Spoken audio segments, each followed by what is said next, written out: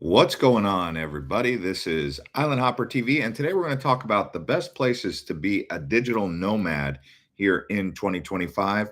So, if you're someone who likes to travel, this video is probably going to be for you if you want to get outside of your country, whether you're coming from the United States or Europe or Australia or anywhere around the world.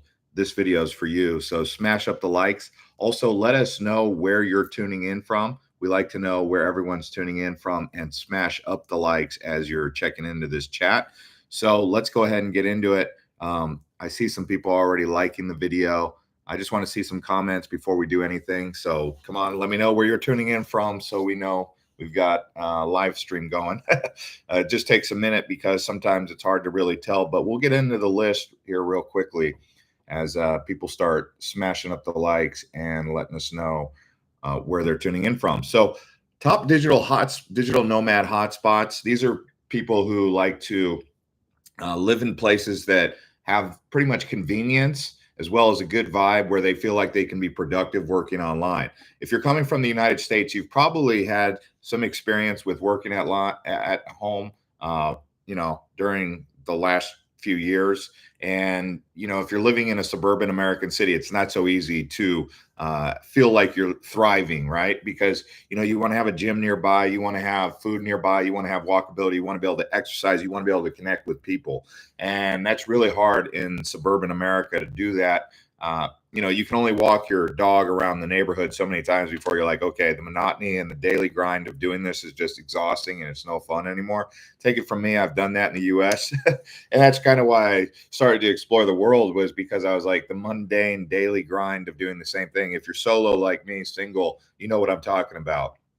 Even if you're in a relationship. I don't know how many of you are single or in relationships. Let me know in the comments so I know who tunes into these videos so I can tailor the content to meet your guys' needs.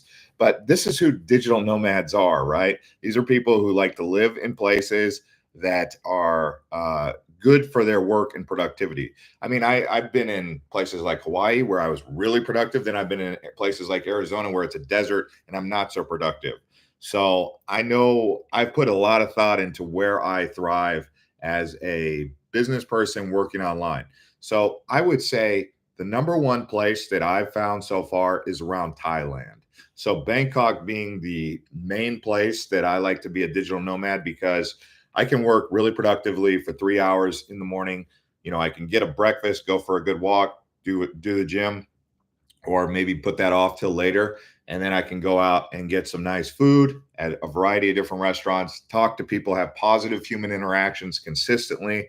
And then I can, come back and work or go to the gym, go to the onsen, go to the sauna, do whatever, pretty much everything you could possibly need in Bangkok. But then there's also places around Thailand that I go because I don't just spend the whole time in Bangkok. I spend maybe 2 weeks, get bored here. And then I go to places like Hua Hin, or I go to Koh Samui, I go to Phuket, go to Krabi. So I kind of bounce around Thailand like that. A lot of people like to go to Chiang Mai. I've been to Chiang Mai one time. I wasn't like gravitating to go back there, but Chiang Mai is supposedly the place that most digital nomads like.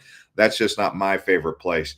People like Thailand because it's got low cost. The Wi-Fi is really strong. There's other nomads around here, and then there's nice nature and adventure that you can do. Also, they got co-working hubs, they've got cafes, pretty good food. Like I said, international food as well as Thai food, if you've ever eaten Thai food. And you can really find rentals around like under $500 in most cases. Or if you wanted a little bit more, you could pay for a little bit more luxury and get under $1,000. You're not going to find that in the United States. So if you're making money online, you're remote, you're fully automated online, you know what I'm talking about. You're going to save money and you're going to live better. I think that's what all digital nomads are really seeking: save money, make more money, and then live better, right? Correct me if I'm wrong. I don't know how many of you guys are actually digital nomads, but I'd imagine most of you are trying to get in that situation. Whether you're in that situation, I've made a whole live stream about how I make money, and I've done those videos. You guys can actually go back onto this live stream podcast that we've been doing. It's called the Travel Podcast. You guys can go back on there and watch those videos where I talked about how I made money, or how I make money traveling. And people think it's so impossible or it can't be done. I'm here to tell you today it can be done. I even wrote a book recently called The 3-Star Gypsy, or the Diary of a Three-Star Gypsy. That's what it's called. You can go onto the homepage and get the audiobook or the ebook for that and read how I ended up in the situation where I've been in 90 countries traveling full time for over 10 years. And, the reason I write it is because people want to know, how does someone end up in that situation where they can do that? How, are they rags to riches? Are they a trust fund baby? Are they someone who like inherited this money from their parents or what? And no, I didn't. My mom and dad, neither of them graduated high school. My dad's a construction worker. My mom's worked in retail all her life. So, and no, so I didn't get any money from them. If anything, that was like a good thing for me, was the fact that if I wanted anything, I had to work for it from a young age. I felt like that was something that put me in a position. They always kept me out of trouble. That was the big thing. Keep the kid out of trouble, put him in sports and make sure he stays on a straight and narrow. But I would say that was important, like earning my own keep, because all the people that had things handed to them by their parents, they didn't end up doing a lot of the stuff that I was able to do. So another place that's really a good digital nomad hub. And I posted a whole list of this also on Threads. I don't know if you guys use Threads, but Threads is a great place to get a lot of reach. I mean, I'm not a big fan of Meta, but I would say if X or Threads, you can say something on Threads and get way more reach and distribution than you would on X. I like X. I want to see X be the one, but right now Threads is better. But you can follow Island Hopper TV over there. Anyways, so Lisbon, Portugal is the one that most digital nomads go for. Me personally, I would rather live in Porto. I feel like Porto's got better weather and just a better ambiance, more cafes, more of a chilled vibe. So Porto, Portugal. But Portugal in general is a great place to be a digital nomad for someone who, wants that comfort and security of being in, a Western nation. Maybe Thailand's not for them, like Thailand's for me, but maybe not for you.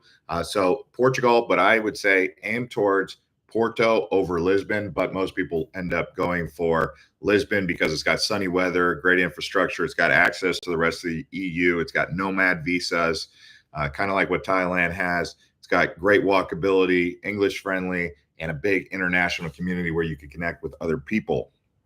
Now, when it comes to other places, Mexico is a place that comes up for a lot of digital nomads. I've been to so many places in Mexico. Mexico City, obviously, is the one that always comes up because it's the biggest city in like North America. I mean, it's got a vibrant culture. It's got low cost, strong Wi-Fi, welcoming community, good food, right? And then the climate isn't too bad in Mexico City. It's a little bit smoggy. Traffic isn't so good. But in Mexico, there's other places like Oaxaca. I haven't been to Oaxaca necessarily, but I went to Oaxaca State. I went to Porto Escondido. There was a lot of digital nomads there. It's very hot right on the coast. But for me, I would probably aim for someplace like Playa del Carmen. Tulum's a little bit too expensive and Cancun's too touristic. Playa del Carmen's touristic, but it's got a lot more options that are accommodating for, tourists. Another place that's popular, and I'm just going to put it out there because it still is a place that you can go, Bali. It's got nice beaches, good surf culture. I mean, you don't have to just stay in Seminyak or Kuta or even Ubud. You can find other places around Bali where you can find relaxing vibes. For example, Sanur.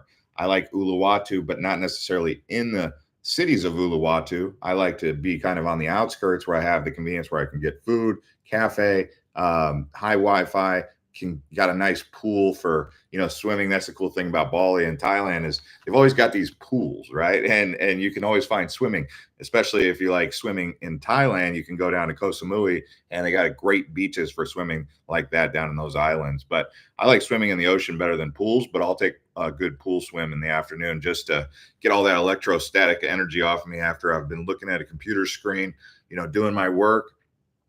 Whether it be, analyzing Bitcoin markets or stocks or whatever. For those of you who follow us on Economic News Insights, we'll be talking a bit about more of that because, as you manage your finances, which is really important, we'll dial that in.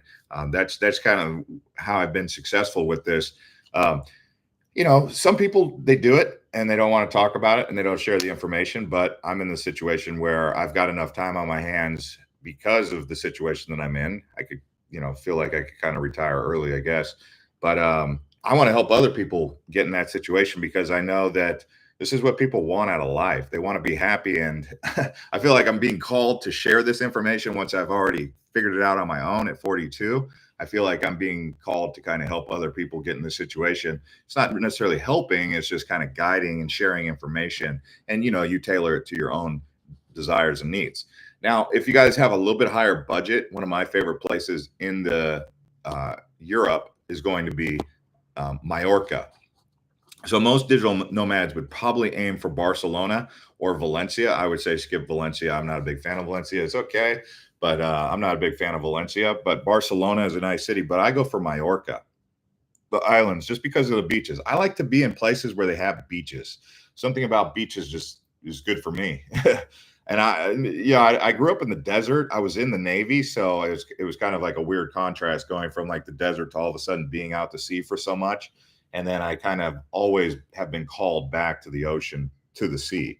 I guess that was kind of who I was to begin with. Okay, I'm reading some of the comments. Lisa from North Carolina, Renaissance Man, and then Alberta, he's tuning in from Samson. Do you like Singapore? Yeah, Singapore is one of my favorite places to be a digital nomad as well. I actually go to Singapore here recently. I'm going back. It'll be my third time this year. So it seems like the route that I've been going back and forth in lately, I guess if you really wanted to know what I think is the best, it's pretty much Kuala Lumpur, Singapore, Bangkok, and just doing the route back and forth, back and forth. I'm trying to add in Ho Chi Minh City, Saigon. I'm getting that visa, but as you know, for Americans, we got to apply for a visa. It's not like Malaysia where like you could wake up that day and just be like, I'm going to Malaysia, fill out the arrival card, and then you're in. Or go to Singapore. I could wake up one day and just go to Singapore. Like 5 days ago, I applied for the Vietnam visa and I still haven't got it. And you got to put your exact date, your arrival location. So I don't really travel like that. So that's why I haven't really incorporated Saigon into that typical loop, although I would include Saigon. As far as Phnom Penh, you guys know I don't really go to Cambodia. I've been to Cambodia one time for like 3 days. I'm looking to try out Cambodia some more, but we'll see what ends up happening as time goes by. Vientiane, Laos, that place is all right too. I mean, it's still got some infrastructure needs to improve, but Laos is definitely up there. I think Laos is very cheap for people. I've been there one time as well. But right now it's pretty much Thailand, Malaysia, Singapore. That's like my little loop. Sometimes I incorporate Philippines in there like once a year, maybe Bali like once every 2 years, once every year. I did Jakarta, not a big fan of that, but let's get back into some of these other countries. So far we have Mexico, Thailand, Bali, which I know is Indonesia, but I'm not saying all of Indonesia. So we're just going to target Bali for that. And then we got Spain. Okay. Spain in particular, the Mediterranean islands. You could do Ibiza, Formentera, Mallorca, Majorca. Okay. Then we have Malaysia. I'm just going to add Malaysia to that list. I just kind of touched on it, but I'll talk about it more in detail. So you have Penang, you have Kuala Lumpur, you have Malacca. Of all those, I would say KL, Malacca, Penang. I prefer Malacca over Penang just because I don't know. I feel like the walkability of the old town in Malacca is better than the area around Penang. Maybe the food is better in Penang, but we'll see, what everyone thinks. I've also got my list right here that I posted on Threads. Let me dial that in real quick as I continue to get the live stream going.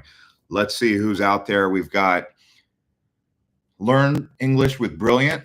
Hello from India. India is in the house. What do you think of Argentina as a digital nomad location? It wouldn't be on my top of the list. If we're talking Latin America, I'm looking at Costa Rica, in particular, Santa Teresa. So Santa Teresa would be where I would aim for in Latin America, in Costa Rica in particular. La Fortuna is a bit too rainy for me. Tamarindo is a bit too touristic. If we go up to like Papagayo, it doesn't quite have the infrastructure, but the vibes are in Santa Teresa down in the south. So that's in the Nicoya Peninsula. You could probably just kind of chill around that whole area. They've got the infrastructure for that in Costa Rica. Now, as far as the other places that I could be a digital nomad, because digital nomads, you have to realize they can pack up and go at any time. So it's like all you need is access to an international airport, serene environment nearby where you can chill and have that vibe where you can plug into the internet at high speeds, get some modernity. That's really what you're looking for, right? So I would say that Peru, Lima in particular, is a place that I would do 2 weeks, 3 weeks at a time. And then if I wanted to head over to Cusco, I could, and then I could leave Peru. Some people like the 90 days over the 30 days or the 60-day options. That's the problem with the Philippines. They only give you 30 days. The Vietnam visa that I just applied for is 90 days. If I was looking at Vietnam, where am I going to go in Vietnam? I'm going to go to Saigon. I'm going to go to Da Nang, Nha Trang, not so much Hanoi. People like Hanoi. It's not for me. Someone says, Jeff, living in Arizona now, my guy. What about Macau? I've been to Macau. Hong Kong, Macau. That's kind of like what you're going to do when you go to, like, I don't see how you go to Macau and don't go to Hong Kong. I don't see how you go to Hong Kong and don't go to Macau. And then if you're in that area, you might as well just get the visa for China. I think China is now opening up way more than you would have ever thought they would have. It used to be you'd have to get like a 10-year visa. I have a 10-year visa in my old passport. I have to carry around my old passport just because I've got the China 10-year in there. I got like 4 or 5 more years left on it. I just don't know when I'm going back to China. I'm kind of waiting on the trade deal to happen and get the green light to be like, all right, it's safe. I'm not going to be captive of political thing or something like that. But I'm not saying that would happen. I'm just saying like right now there's a travel advisory against going there. But yeah, I mean, technically there's a travel advisory to going to Macau and Hong Kong. Although I did go to Hong Kong like last year. I did both. So yeah, I mean, Hong Kong, Macau, a little bit safer than the mainland for tourists. And I would say that if you can get that visa, and then right across the way is Shenzhen. Right across the way from there is Guangzhou, and that whole area is known as Canton. Canton is like an ancient Canton, like Cantonese food, Cantonese language. So that whole area right there, southern China. If you wanted to take a train easily from Hong Kong to, the north, you can. I've only been to Shanghai. I haven't been to Beijing. Beijing is like one of the biggest cities. I haven't been to Beijing and I haven't been to Sao Paulo. People are kind of like, hey, what's up with that? Why haven't you been there? I mean, I've been to Delhi. I've been to, Mexico City, Tokyo, all the big ones. But the two big ones I haven't been to, Sao Paulo and Beijing. I know. Kind of weird, right? Most of the challenges are related to the visa situation. The visa situation really is limiting me. And I don't travel like that to where I like to kind of wake up and go. Someone said, are you done living in Arizona? Quick blurb. Sorry to ask about domestic question. People always ask about the Arizona thing. Well, so the thing is, yeah, Arizona is my home base, but I like to travel. That's the truth. The truth is I love travel more than I love being attached to one place and being fanatical or being like, oh my God, I got to be here because I'm here. Like, yeah, when all my family is in Arizona, so Arizona is always home. There's things that I love about Arizona, like, the wilderness, the desert. I don't love the summers, right? So you'll notice I'm always gone from Arizona during the summertime. But I mean, if you're going to follow Island Hopper, you have to realize that the reason that I got into this is because I love travel more than I love anything. Like as far as like being in one place, being domestic. So I'm nomadic. That's why I call myself the 3-star gypsy. It's kind of like because I like to travel around, when I'm in Mesa or when I'm in Scottsdale, it's like I'm in the same routine day in, day out, driving my car. It's like the Groundhog's Day over and over and over. And it's like that in all American cities. And it's not that American cities are not great. It's just that for me, I'm nomadic. So I got to travel around. Well, traveling around America isn't so easy. Whereas other places, it's very easy. I mean, if I wanted to get up and go, I mean, you could get a rental car or get an RV and just tour around America. Yeah, that would be great. I would do that one day. We'll see. I mean, I've also had a dream of like sailing around the world, but that's a little bit intimidating. Be out on a sailboat, whether it be all alone or with one person, just like out in the middle of the Pacific Ocean, going from San Diego to Hawaii. I've crossed the ocean in an aircraft carrier a couple times, like a lot of times, but it would be a whole nother thing being in a small vessel crossing that big body of water. And I know that storms happen out there, and you got that's the thing. Like it's a little bit intimidating, but hopefully one day I build up the courage to do that. Someone says, wow, China, Macau does sound gorgeous. Thanks for sharing.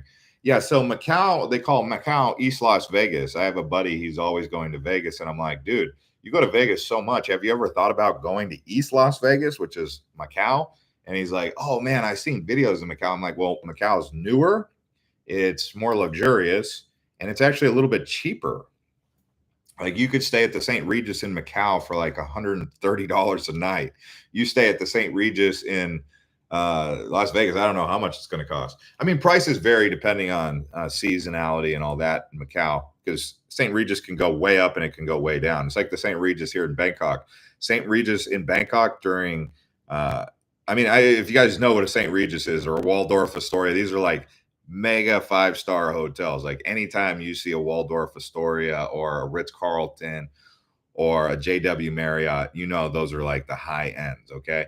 And you can stay in these hotels in some parts of the world for really good prices, like Dubai, Qatar. You could stay there. Like that's another place. Dubai. That's a place I like being a digital nomad.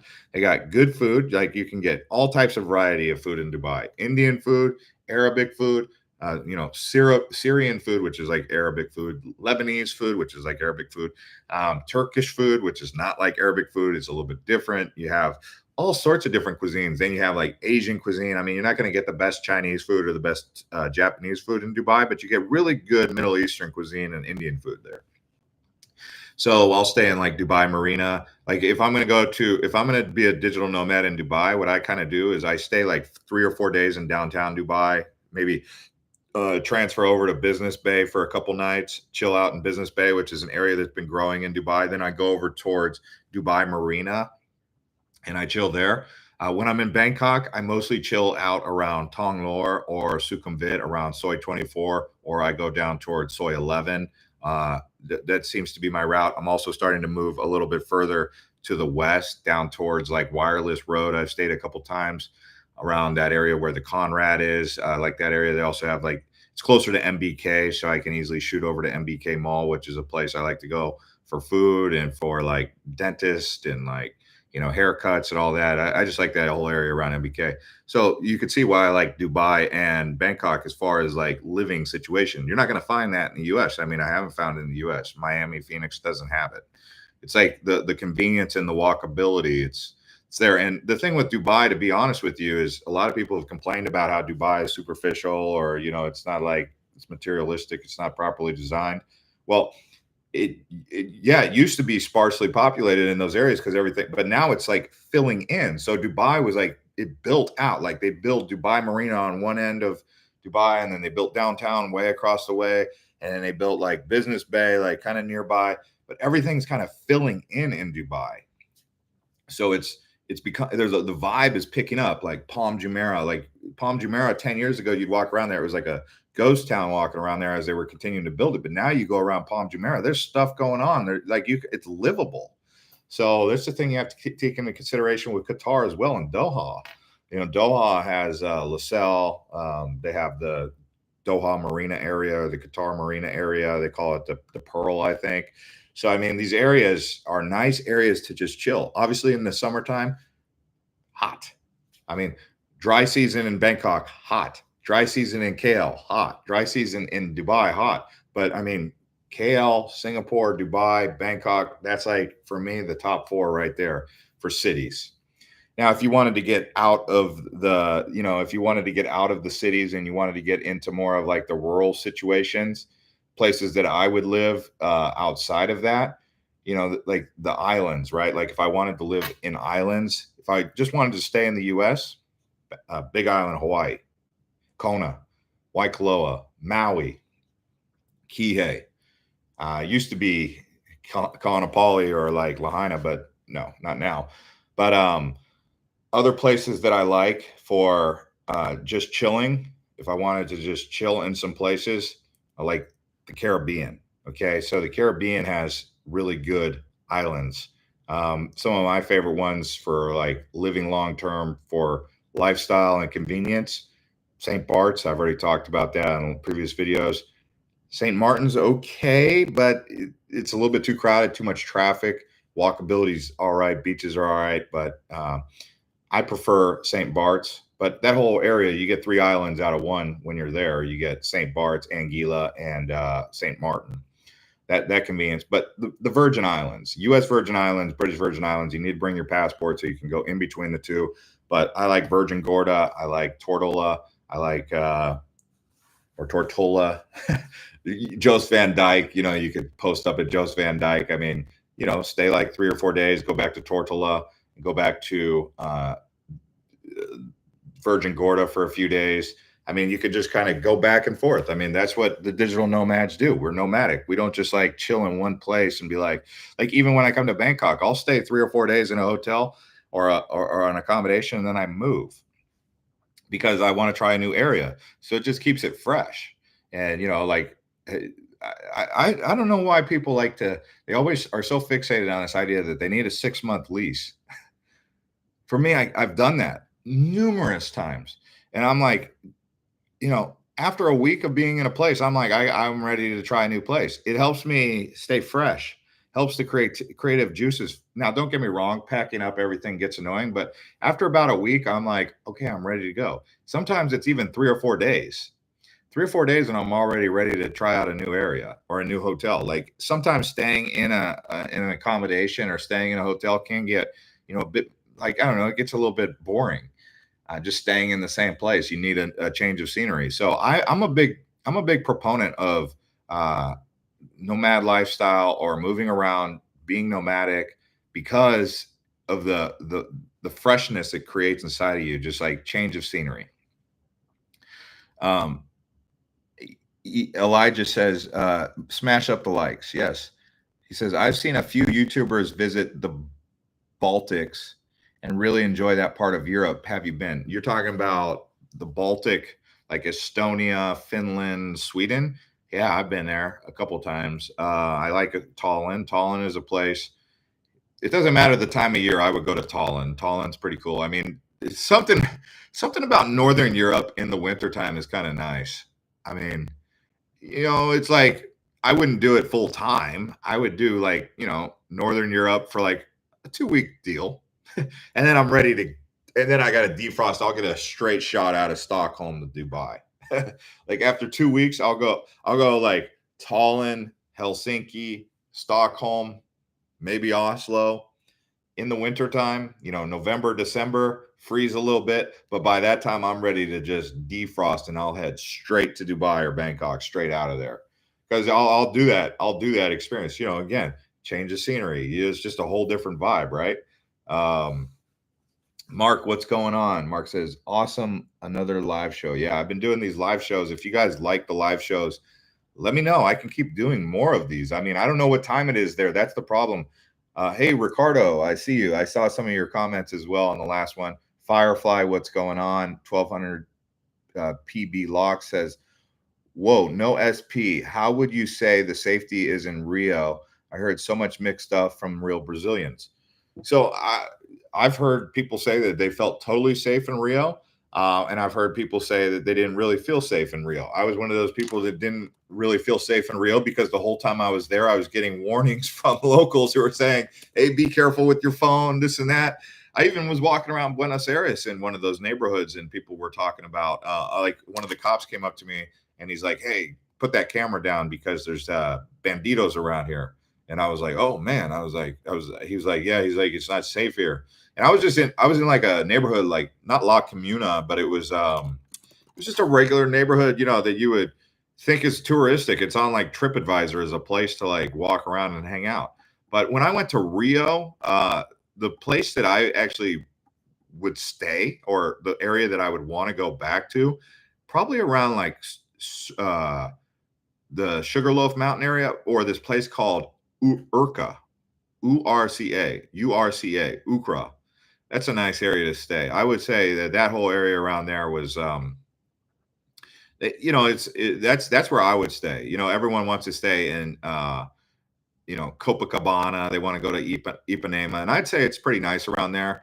But for me, Ukra is where I would recommend. I mean, it's all kind of within walking distance. But yeah, that's how I feel about Rio. And, I went to Belo Horizonte. I ended up getting a layover there. I told that story a couple times, how Panama wouldn't let me in because I didn't have a yellow fever shot. So I had to deboard the plane in Belo Horizonte at 12 o'clock at night because I didn't have a yellow fever shot. And I was stuck in a total town that I'd never even heard of in my life. Like, have you guys ever heard of Belo Horizonte? Turns out it's a big city in Brazil. But I like woke up in the morning and I'm like, dude, this almost looks like the Serengeti out here. Like it's like a savanna. Brazil has like the savanna setting. It's like these trees are, you know, the dirt is like a red. It's like a red dirt, and there's like these green trees, but it looks like it's almost like, man, this is like it's not the Amazon. It's just like in the middle of the interior of Brazil. I was like looking on the map. I'm like, where's Belo Horizonte? And I was like, how many people live here? And like I said, I mean, I never even heard of this place, but it's a big city right in the interior of southeastern Brazil. But yeah, the flight was going from Rio to Panama City with the layover in Belo Horizonte. It was on Copa Airlines. They let me fly from Rio to Belo Horizonte en route to Panama. And when I got to Belo Horizonte, they called me up to the front desk and they were like, can you show proof of a yellow fever vaccination? I was like, no. And they were like, all people who visited Brazil within the last 7 days must show proof of a yellow fever vaccine. And I was like, what in the world are you talking about? I just paid $700 for this ticket. And they were like, sorry, we can't let you on the plane without the vaccine. I was like, can I go somewhere here and get the vaccine like right now? And they were like, no. So I like went down to the plane, like grabbed my bags, and they just got me off. You know, I don't know. So ever since then, I've just been like, what kind of weirdness is that? But yeah, if you go to Brazil, you have to be careful going to the next state or the next country, because you have to have certain vaccines going into the next area. There's like countries in Africa, like anytime you come to like Thailand or Singapore, they always ask, in the last 7 days or in the last 2 weeks, have you been to Sierra Leone or Ghana or Kenya or Tanzania? Because they have like different types of like Zika virus and all this stuff. You know how it is. Bandit says, I prefer Eastern European women over Asian women, but I'm trying to figure out why you are so adamant about Asia. You should have a wife by now. What what is So some people, they actually enjoy just kind of living life, you know, solo, and I'm one of them. Uh, I have friends, I have girlfriends here in Asia that I'm close with, that I've been friends with for many years. But as far as like settling down, you know, I think when I was younger, I wanted to settle down for sure. Like if you would have asked me when I was 18 if I was going to be married and have a family. I mean, my brother and sister, they're married, they have family. Me, I'm the oldest, and I was, you know, after a couple relationships, I decided that maybe it wasn't in my plans to be married and have a family. So I embraced what my situation was, and you know, I'm single, and so I figured, you know, just have positive human interactions as much as possible, burn no bridges, make as many friends, and just be cool with people. And that was kind of my philosophy, and I've been sticking to it for about the last 10 years. I'm 42 now, so around like 32, I kind of made that mental shift of like, you know, after 3 kind of long-term relationships, that was going to be what I was going to do. But I'm open-minded, you know. But I think it's great that you prefer Eastern European women. I think that's great. I think those women are very nice. I think, you know, I hear this a lot. There's a lot of people who want to leave the West. We talked about what the West is, west of the Caucasus Mountains, the Caucasian, the Western world, as you call it. But a lot of people want to leave the Western mentality just because it's more materialistic and superficial, not as focused on the human connection as much as it is on, like, you know, are you alpha bro? Are you a successful, are you a, what do they call it, a high quality or something like that? They call it, they got these words they throw around, a high value man or a high value woman. And so they talk like this in those societies. So a lot of people are trying to get away from that mentality. So they come to places like Asia, they go to Eastern Europe where it's a little bit more down to earth. Although, I mean, Eastern Europeans, they're very materialistic. I mean, I've noticed that as well. So it's not like, it's like that whole Western mentality is kind of spreading across the world. It's not really easy to get away from it, but people like down to earth people, I think, mostly, generally speaking. We're back on the single. We're back on the dating topic. It seems like this is like the most popular subject every time we do live streams. Like, here comes the questions. What are good places for single nomads to find other single nomads? Okay, Bali. A lot of people don't say Dubai because a lot of people feel like the ladies in particular are going to Dubai to look for really wealthy men, and most men are not like fitting the bill of being like a wealthy sheik. Like, if you've ever seen a sheik walk into a room and, like, I don't know, I went to a couple conventions in Abu Dhabi, and like sheiks, they got aura, they got power, man. These sheiks are, they got money, man, and they always roll deep. Like, it's like a posse, and it's like very chill. But I guess that's why a lot of women go to Dubai. They're looking for that like really wealthy, like oil baron or something like that. And there's a lot of them. You know, but I would say still Dubai is a good place for being a single. Although I hear that it's not by a lot of people. Although I've had different experience than others. Thailand is a good place for meeting other digital nomads. Portugal is a good place for meeting digital nomads. I guess it's in what areas? So let me be specific. In Thailand, I would say in the south of Thailand, like the island south of Thailand, there's lots of single ladies if you're a man.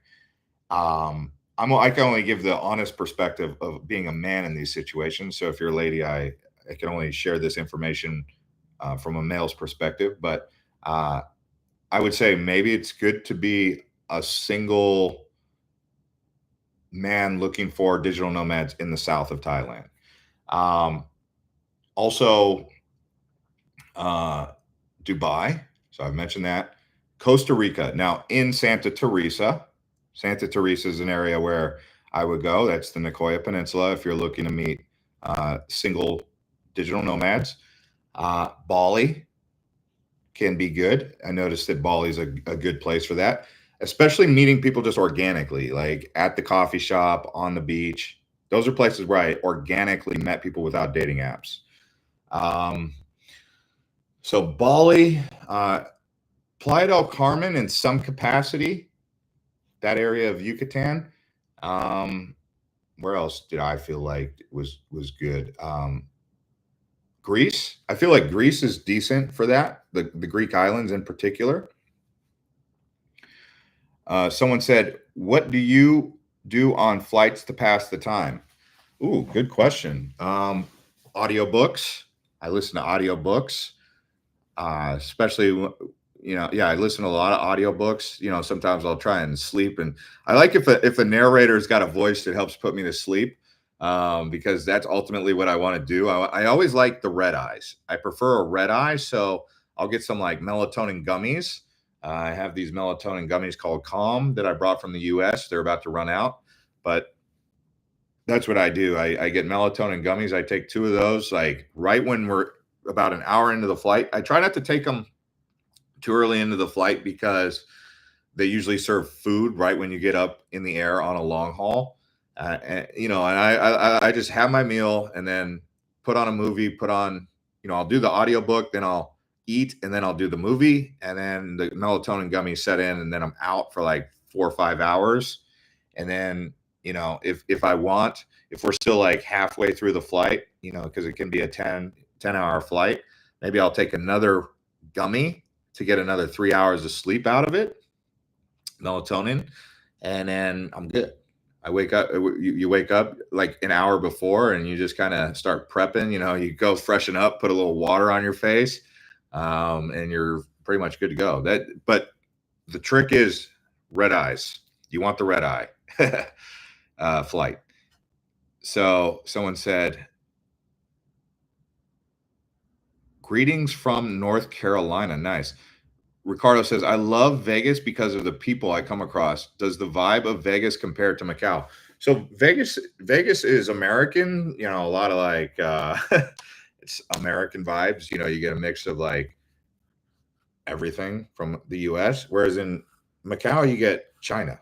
And I'm sure China has like, a variety of like the way that Americans look at the US, you got like Cajuns, you got like Floridans, you got Texans, you got New Yorkers, you got Californians, you got PNW people, you've got the North, the Midwest, you know, Ohio, you got Michiganders, you got Chicagoans, you know, all of that. That's how we look at the US, right? And then you got like, you know, like Mexican Americans, like Latinos, like a lot of Latinos go, like Mexicans go to Vegas as well. So you get like this, like just this dynamic, kind of like just a wide variety of people. Well, in China or in Macau, to me, it just feels like I can't really tell the difference. I haven't spent enough time in China to tell the difference between like a Cantonese or a Mandarin, right? That's like, you know, I'm kind of getting to that point, but I don't have enough experience listening to Cantonese and then Mandarin to know the difference.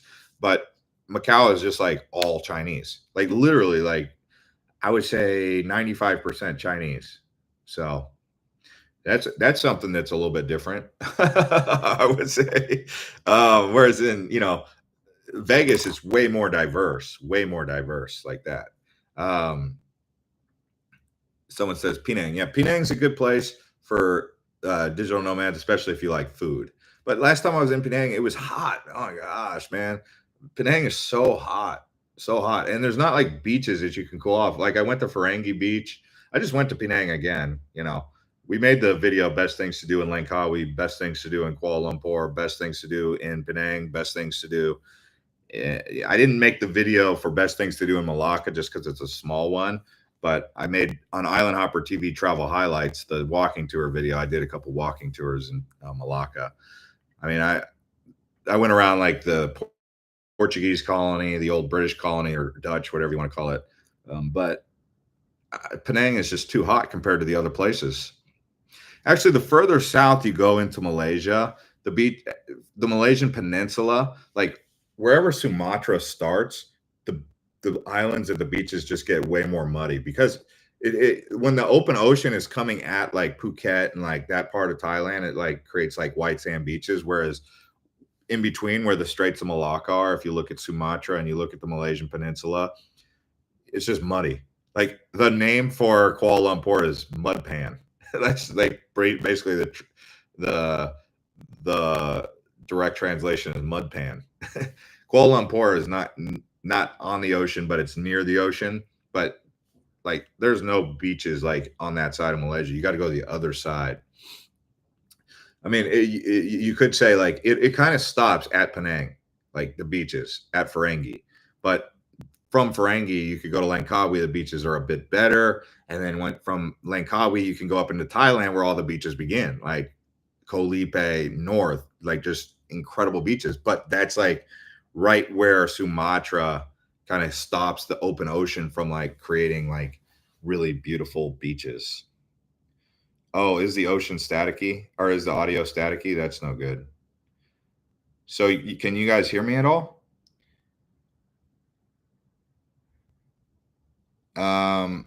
Have you been to New Zealand and Aussie? If so, thoughts? Yeah, I've been to Australia, New Zealand a few times. Kuala Terengganu. Never heard of that. Panama City is a great place to live and it's cheap. I definitely would not mind living there. Yeah, Panama City, it's good for like Latin America, I would say. It's good. Let me know if the audio is good. If the audio is no good, then we'll have to end the stream. Charles says audio is good. Smash up the likes. We're at 29. Okay. Oh, you can hear static. Yeah, I wonder if it's whenever I touch the table. Is that what it is? So maybe I need to keep my hands off the table. Why do you say Hako wasn't good to visit? Hako, well, for one, in comparison to the rest of Costa Rica, I felt as though it's like less safe. That's one big reason. The ocean isn't like you can surf there. It's great for surfing, but the thing is they get like crocodiles down there. They have crocodiles. So it's not just sharks, but like when I swim in the ocean, I don't want to see, I want to be able to look down and see what's underneath there. And the murky water is no good. I don't like murky water, and Akko's got murky water. The water is a bit better in like, you know, Santa Teresa and Nicoya. But yeah, that's why Hako. Again, it's just wherever there's like some form of land blocking the open ocean from getting there, the water is going to be murkier. Whereas like if the open ocean can, that's why like the Caribbean's got so much blue translucent water, is because the open ocean, just something about it's like a filtration system. Whereas like if you go up into these bays where there's not like the open ocean filtering out the sediments, it's the water is going to be murky. So I don't really care for murky waters because of the the possibility of what's underneath me. Now it's the thing. It's like if it's the ocean. There's going to be wild animals in the ocean, big fish, big reptiles, and whatever. But the thing is, the sharks will attack you in turbid water when they can't tell if you're a sea turtle, if your leg's a sea turtle, or what it is. If they can see you, they won't attack you. If they know you're a human, if they know you don't have a fish shape. But whereas like when it's murky, that's when the most attacks happen. Oh, someone said Budva, Montenegro. If you like mountains like the Swiss Alps, Almaty, Kazakhstan.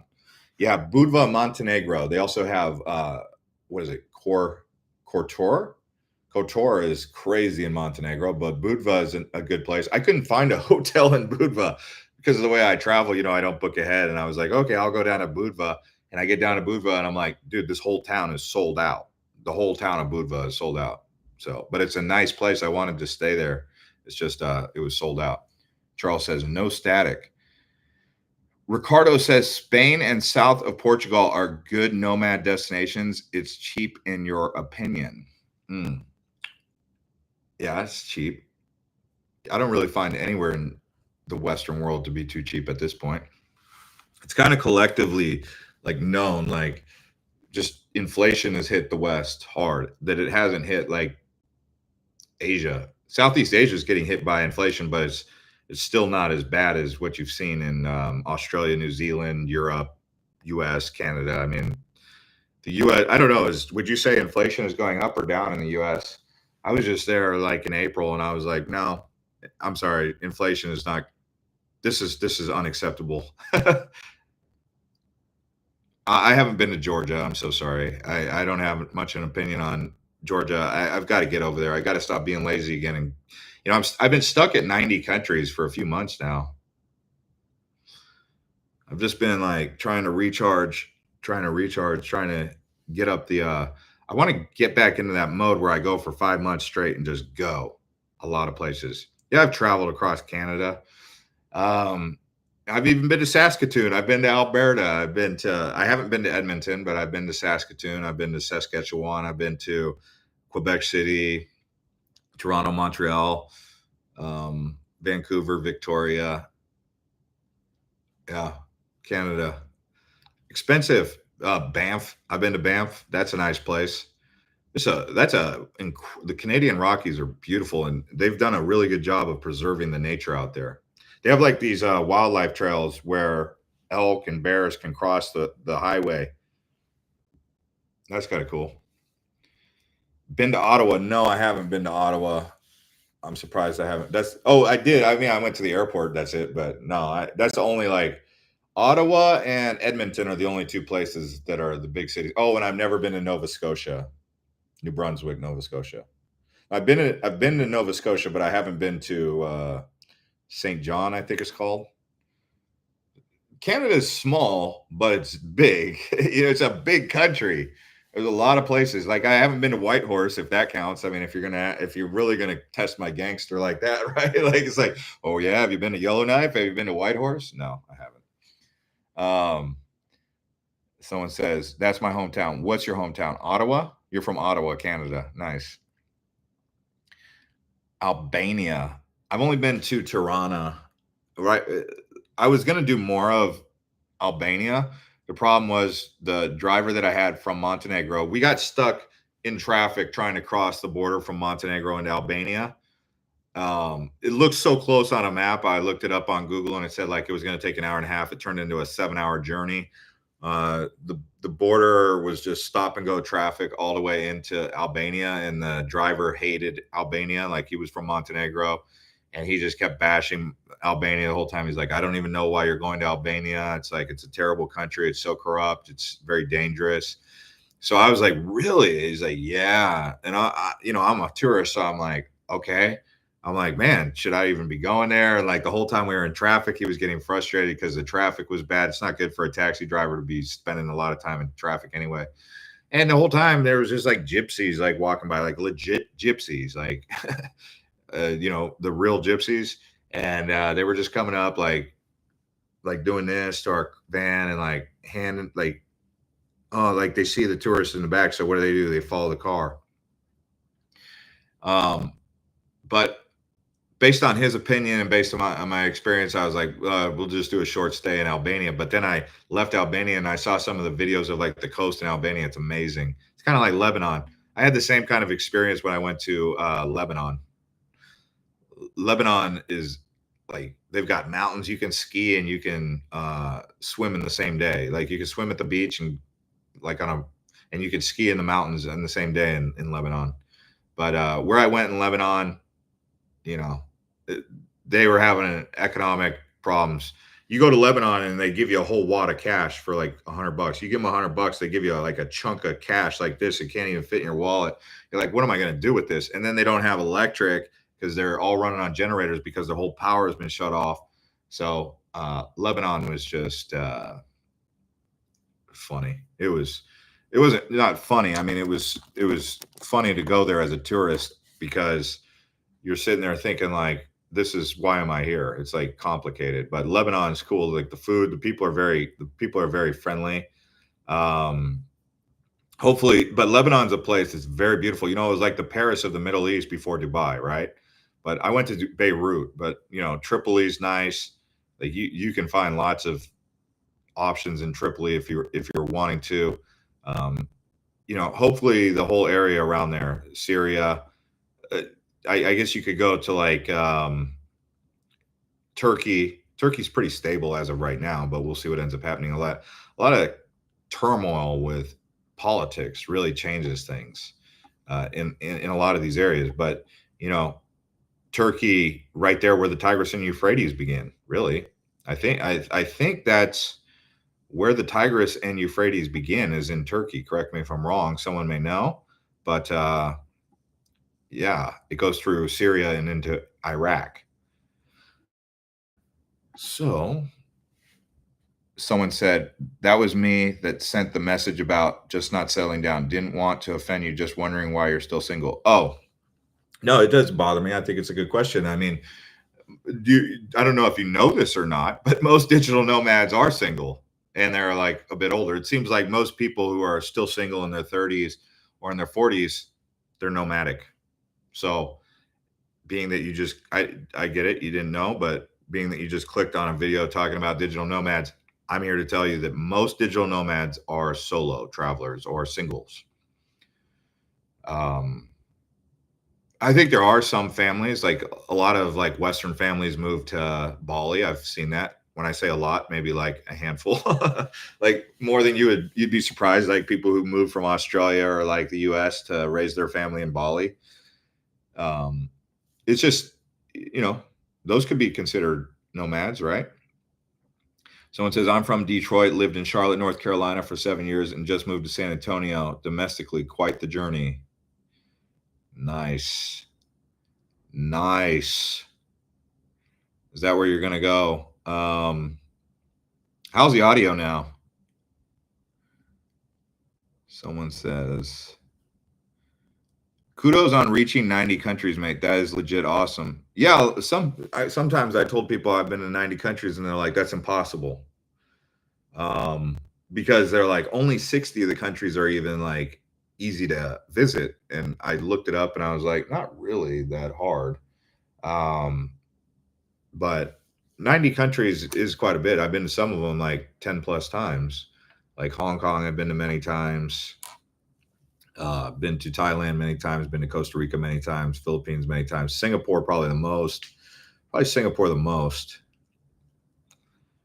How much of a concern is food safety illness in some countries? I always tell my friends that when you travel like that, you kind of build up a strong gut. The first time I ever traveled like to Thailand, I got what is called gastritis. I think this is common with people, and then you end up on like, you know, ciprofloxacin or something. Thank you everyone who's smashing up the likes. We got 32 likes. I'll keep going. But yeah, so um, that happened. Then I just started taking a lot of probiotics, gut enzymes, and I think that helps. But also, your stomach just gets more used to it. Also, you know, you start staying away from dodgy foods. I mean, there was probably the last time I ate anything kind of dodgy was when I was in India. We went. I was in Rishikesh, and nearby Rishikesh, they have this crazy cultural town. Let me see if I can get the name of it. We took a tour down to Rishikesh, or from Rishikesh down to this place called Haridwar, and it's right there on this river, the River Ganga. You know, I think it's called the Ganga River. Yeah, it's the Ganges River. It's like I think Ganga and Ganges is the same. You know, for those of you who've seen all our India videos, but we went down to Rishikesh. We didn't even.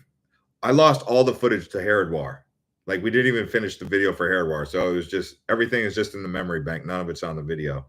But yeah, Haridwar was crazy, and the food they had down there, they kept asking me if I wanted like a chai latte or something like that, and I don't know. I was just like, oh man, this is this is this is is this safe? Like, where'd they get the water from? And I remember flashing back, like I was eating some of the French fries or like the fried, what's that, samosa or something. I was eating some of those, and I remember just flashing back, like, is this one of those places where they take the gutter oil and they like fry this stuff in gutter oil? And I was kind of questioning it. So that was probably the last time I really did anything really too adventurous with street food was in India. I don't think it gets any more adventurous than street food in India. Thailand street food, I haven't really had any problems with. Malaysia street food, I haven't really had too much problems with. Indonesia street food, you know, there's always this idea, like sometimes when I eat pork, Philippines especially, not pork, but like pork on a stick or pork saute or some of the chicken, I'll be like, this chicken does not taste like chicken. Because, you know, you eat enough chicken in your life, you're like, that's, you know, or enough pork, you're like, you know what the texture is and everything. And then you start to look at all the stray dogs around and you're like, I wonder if all the stray dogs here are here for like this street food vendors. No, and I know that's gonna people are gonna be like, I can't believe you just said that. I can't believe, you know, it's that, but it's like, dude, you eat a chicken on a stick, you see a bunch of stray dogs, you're like, what's the purpose of having all these stray dogs? And then you know, some places you might question that. Like I've eaten some chicken where I was like, that's not chicken. That's not chicken. And I was like, took it out of my mouth, spit out everything. And I was like, I don't know what that is, but it's a mystery meat. That's what I'm getting at. Mystery meat. I've been in some places where I've eaten some street food and it was mystery meat.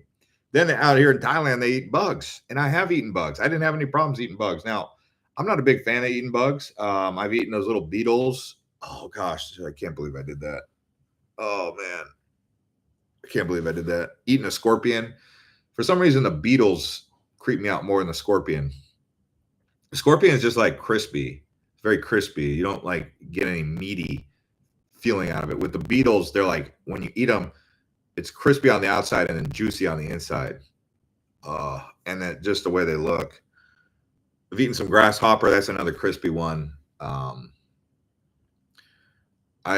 not a big fan of eating snake.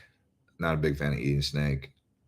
Someone says, you know, I feel like you haven't explored India much. I believe South India, Kerala, Andaman, Nicobar Islands, Potentiary. Oh yeah, no, India is a huge country. Like India is so big, you would need like months to explore India. I've literally only been to Goa, Delhi, Mumbai, Rishikesh. It's not nearly that. That doesn't even include Punjab. That doesn't include actually the whole time I was in India. All the Punjabis were telling me I got to go to Punjab. That was the most commonly like invitation that I was getting. And actually, the Sikh were probably like the most. It seemed like I was always talking to Sikhs. They were all. I don't know if, and they're like a smaller population because India is mostly Hindu, but typically Sikhs are more, they speak more English. They're just more engaging with you. They're always inviting you to some place. They're always inviting you to a Sikh temple. They're always inviting you to go on some tour. My tour guide was, I believe he was Hindu, but he also like was taking us to the Sikh places. You know, they have like the Lotus Temple there in Delhi, which is really a cool place. It's not Hare Krishna, but it's there's this religion that's incorporates all of the tenets of all of the religions, and they come together. It's the Lotus Temple in Delhi, but that was a cool place. I mean, that's not Sikh. That's it's called Baha'i. Are you guys familiar with Baha'i? They're that's like their main building. But yeah, as far as India goes, I went down to Sri Lanka. For me, I would take Sri Lanka over India just because I felt like everything in Sri Lanka was what I expected India to be. Um, in terms of wildlife, in terms of like interactions with locals. Uh, but it also made me curious about like southern India, if that would be the same kind of experience. But whenever I'm like traveling around, I always come across people from India. Like if I'm having a tough day, I'll go where there's like an Indian restaurant and it'll instantly like cheer me up just because the interaction that I'll have with like the person that works, the staff that works at the restaurant will always be so friendly and kind. You know, like so for me, India has always been very inviting. I've always felt like very welcomed at places for India. Like I'll even go to like Singapore, Little India, and I'll just like that's a relaxing place for me. Even though it's like chaotic, very busy, I always go into like little India. I'll get a haircut and eat some Indian food, have a beer, talk to the locals, and chill. Like that's kind of how I feel about India. So I have like a lot of experience being around Indians in multiple different areas. Even in Paris, they have like a little India. I just like to go to little India towns. And, but yeah, I know about the difference between the South, Kerala, and then like, you know, the Bangla, you know, the Hindi, because there's like multiple different dialects and languages in India. And so, like I already talked about the Sikh. So it's definitely someplace I would love to explore more. Have you ever been to the Canary Islands in Spain? Surprisingly, no. I've never been to Cape Verde. I've never been to Canary, and I've never been to the Azores. It's rainy season in Thailand. So how's your visit? It's rainy every day. It's like very like I'm gonna leave Thailand actually. I've got to get out of here. It's too rainy right now, and also if you stay too long in Thailand, you know you can get more taxes. You have to pay taxes to the Thai government depending on how long you stay. So even though there's only one country in the world where I have a visa for a long-term stay, and that's Thailand. That's why I keep coming back to Thailand as well, is because I have the digital nomad visa. I was thinking about getting it for other places, but that's 6 months. But if you stay 180 days more in Thailand, you have to pay taxes to the Thailand government. I already pay too much to the U.S. government, so I'm not. I mean, I could just go around Thailand and just bob and weave all around and just explore the whole country, you know, and just chill. But the taxation thing is definitely discouraging. But also, I don't want to stay in one place for that long because I have a travel channel. I got to make videos anyway. But Singapore is pretty good on that. They give you like 90 days. So that's just basic. You don't even have to apply for anything. You just fill out the arrival card and you're in. I got a 90-day visa coming up from Vietnam as well. Yeah, just curious, by the way, you haven't explored the USSR at all. I'm talking Georgia, Uzbekistan, Tajikistan, Kazakhstan, Armenia. Any reasons why? No. The reasons why? Lazy. Too lazy. Just the idea of like going in and out of airports that consistently after being to 90 countries at 42 years old, I'm kind of like hoping and praying that I get the stamina and the energy back to be able to travel like I used to. I should have done it when I was younger, or I'm just in this phase where I'm a little bit burned out. I have travel fatigue maybe from traveling so much, but that's the main reason. But I've talked to people from Kazakhstan. Kazakhstan looks amazing. I've heard good things about Uzbekistan. Yeah. Maybe, who knows, man? Maybe I'll do it this summer. I was thinking about it.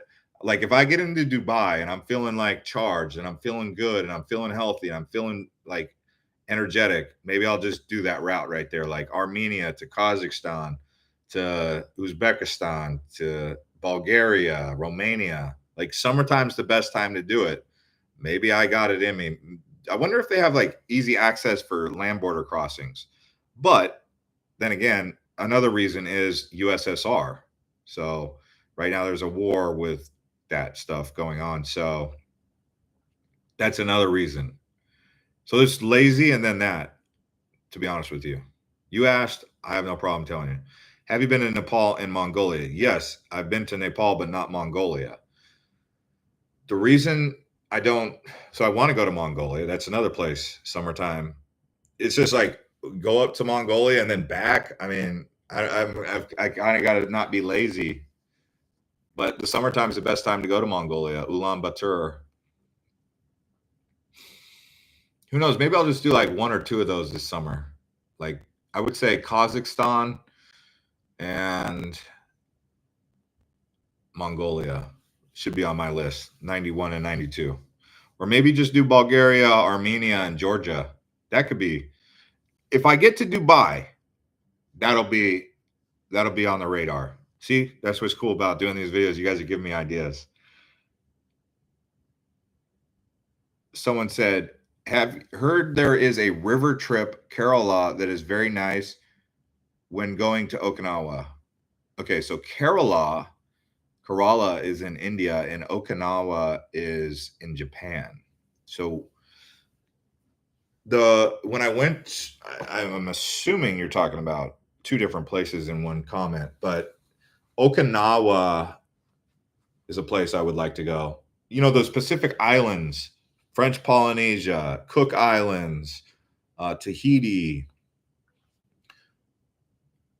Guam, Saipan. You could even say like Okinawa, Palau. Again, it's laziness. It's so much effort going in and out of airports. Like going in, each airport is 2 to 3 hours, and then the flight, and then arrival, and it's like half of your day at least, if not all your day, is just eat up by just getting to a place. And if you're going to go there, you've got to stay more than one day. So it's like, do I really want to go to Okinawa? You know, it's expensive.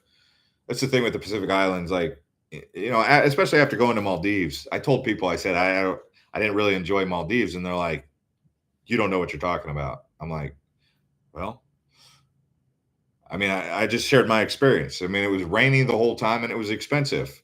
I'll go back to the Maldives. I mean, there's places I've been and then said I didn't like it. And then I went back and I loved it. Like Costa Rica. The first time I went to Costa Rica, I went to San Jose and Jaco, and I was like, I don't get the appeal. The second time I went to Costa Rica, I went all around Costa Rica, and I'm like, this place is amazing.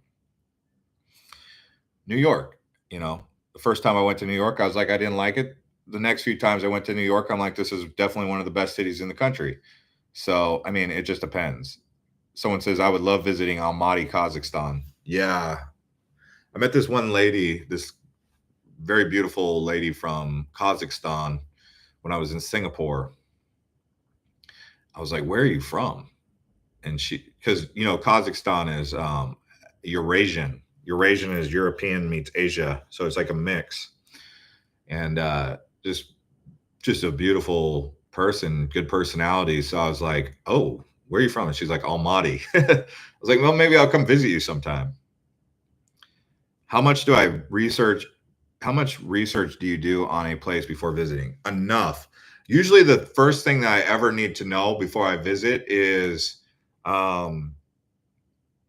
safety. Oh, what do I need for a visa? What do I need to enter the country? Like, do I need to fill out a form? Someone needs to honestly, I just use ChatGPT anymore. But ChatGPT is good for giving like an idea. For example, if I wanted to visit Kazakhstan, what do Americans need for Kazakhstan? So that's the answer right there. I'll use ChatGPT now, but that's only over the last year that I've started using ChatGPT. But it says allowed up to 30 days per visit, tourism, short business trips, family entry requirement, valid passport, US, at least 6 months validity, proof of onward ticket, hotel reservations, no visa required for less than 30 days. Okay. So I'll get my ticket out, which is always such an inconvenient thing. But there are websites that I use for that. For like, there's a website called onwardticket.com. If you haven't tried it, so far it's worked for me. It says so Kazakhstan should be a real easy one actually. Hotel reservation. Yeah, I should be able to do that one for at least, I don't know, 3 or 4 days for the first time. Usually I go to for 3 or 4 days. I don't, in my mind, if I want to stay, I'll stay, but 3 or 4 days for Kazakhstan should be fine. Heard you mention Okinawa a little while back. Have been interested to hear. Okinawa is beautiful.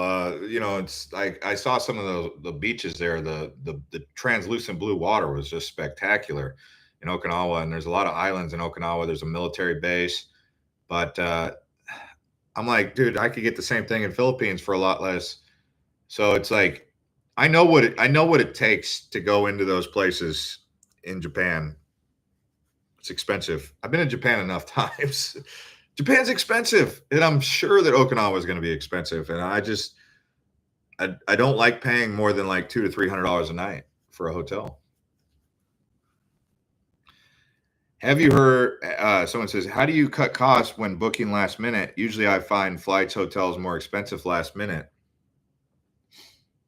Have you ever had to cancel plans because of weather or because of geopolitical or because of decisions that you make last minute?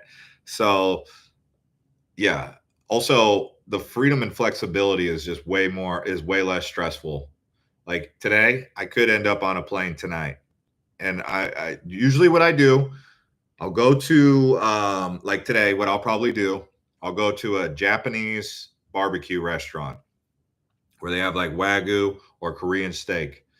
And I'll sit down there, I'll order some kimchi and an acai beer. If I'm at a Korean restaurant, I'll order a Kosh beer.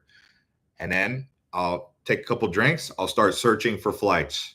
I'll go on Kayak and I'll just look Bangkok to Singapore, Bangkok to Dubai. Who knows? Maybe today I'll do Bangkok to Almaty. And then I see which one's the best deal.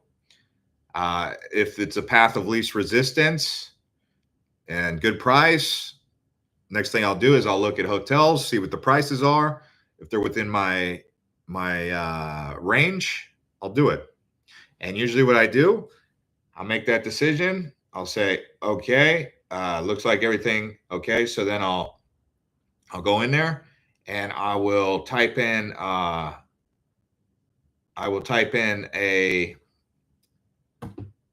put in my credit card information and I'll hit book. Take a big swig of my beer. I'll see if it goes through. If it does, it'll say congratulations, booking is confirmed. Please wait for confirmation, or booking is processing. Please wait for confirmation. I'll drink another beer, see what happens. Usually I book the flight within a 4-hour window, so it gives me an hour to go back to my hotel, pack all my stuff. I'm like, I don't want to spend any more than 2 hours at an airport if I can avoid it. So that's probably what I'll do. That's what I do 90% of the time. 90% of the time, my friends. I'm not one of those types of people that, needs like 2 weeks to plan. I'm not someone who needs like 2 days to plan. Probably can't remember the last time I did a 2-day booking where I had 2 days to prepare. I always be prepared. I'm always like on the ready. I'm on standby at all times. I'm always almost 1 foot in, 1 foot out the door kind of guy. So someone says Kayak is better than Google Flights, you think? Well, the problem is Google Flights doesn't have an app. Kayak does. So, I mean, if it's 11 p.m. at night, I'll go Google Maps or Google Flights from my computer. I'll type it. But yeah, from what I've seen, Kayak is very, very comparable. Like if I type in Singapore here, because I'm waiting on my visa to go to Vietnam, which is supposed to be But the problem is it's like May 28th is the date that I put in there for arrival into Ho Chi Minh. I haven't got the approval yet. I could check my email. It might be in there at any given point today or tomorrow. But I already kind of figured it out. Like I'll just adjust that. I'll just adjust that day for arrival.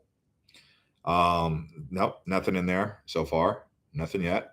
But let's see. If I go, like I'll do today, Monday, probably going to end up on Singapore Airlines because I can fly business class. I've got so many points with Singapore Airlines from American Express for like, I use the American Express Gold Card and they give me a lot of points. And then you can transfer those to Singapore Emirates, fly business class. I have 50,000 points in the Singapore, 55,000 points in the Singapore right now. So, okay, so it's 14,000 Thai baht, which for a business class flight from Bangkok to, the reason I prefer business class is because skip all the lines. For me, that's way too annoying. I'll pay the extra $100. Like if you're traveling with someone, yeah, you're probably going to pay. That's another benefit of traveling solo. You don't have to worry about, making sure everyone can afford to travel the way that you want to travel, make sure everyone wants to travel the way that you want to travel. So there's lots of benefits to traveling solo, dolo, and more times you travel around, you'll make friends everywhere you go. Like I have friends in Singapore that I'm going to meet. I have friends in Bangkok that I'm going to meet. I have friends in Dubai that I'm going to meet. When you go to places, you make friends and you meet up with them. And so you just start making friends everywhere you go. Like my friend, I partnered with him on a cryptocurrency thing. So I'll go meet with him. He has an office right there in Ju Chit. So I always look forward to see him a couple times a year. But Singapore Airlines. So I see that they got a Singapore Airlines nonstop, 2 hours and 20 minutes, flying at 9:15 tonight. So I'll go on to Singapore Airlines website, and then I'll type in, so book flights. I'm just giving you an example of what this would cost me and how I do it. So you guys are asking, this is exactly how I do it. So I go Bangkok to Singapore, departure May 26th, because that's what time it is, business class. I've got points available. So it's going to be 13,865. That's around $450 if I wanted to pay cash. But I've got miles. So, Singapore Airlines always likes to log me out. So I got to log in, redeem flights. Let's see how much points it's going to cost me. 24,000 miles. I have 55,000 miles. So I can go. So through leveraging miles through American Express and other points with credit cards and stuff like that, I've got enough to not pay a single freaking penny. So it's going to cost me $0 to go on in business class on Singapore Airlines. And I'm still going to have enough to do another flight. If I wanted to do another flight back to Bangkok or go to Ho Chi Minh City or go to Dubai, I probably got enough points to do that with Singapore. So you could see, I mean, in my situation, because I travel so much, like I've got over 300,000 points with IHG. I've got 250,000 with Hilton. So, I mean, I'm always figuring out ways to save money, and I'm staying in like nice hotels. And, 250,000 points, you could stay in a hotel in Bangkok for like 15,000 points, Hilton. So if I have 250,000 Hilton points at 15,000 a night, that's almost like 10 nights at least. And I still have like over 100,000 points. So I would definitely recommend getting American Express. American Express is the best one. The problem is the vendors don't take American Express, but online, if you book things online, they take online. So that's my experience. Someone says stand by all the time. That's great. Definitely a lot of freedom. Yeah, I mean, the idea of like being attached to a place, like being like, okay, I have plans. I was in the military, so like everything was planned for us for 8 years straight. When I got out, I was like, I just realized like anything that had like plans, whether it be marriage or anything like that, just caused me anxiety. So I was like, I guess you could say commitment issues. No, I don't know. But I just really realized that I prefer the freedom and the flexibility of like maybe some days I'll wake up and be like, oh man, I want to go here. I'll just get this sudden urge to go somewhere and I'll just try and do it. And then once I set my mind to it, I'm like, okay, I got to leave.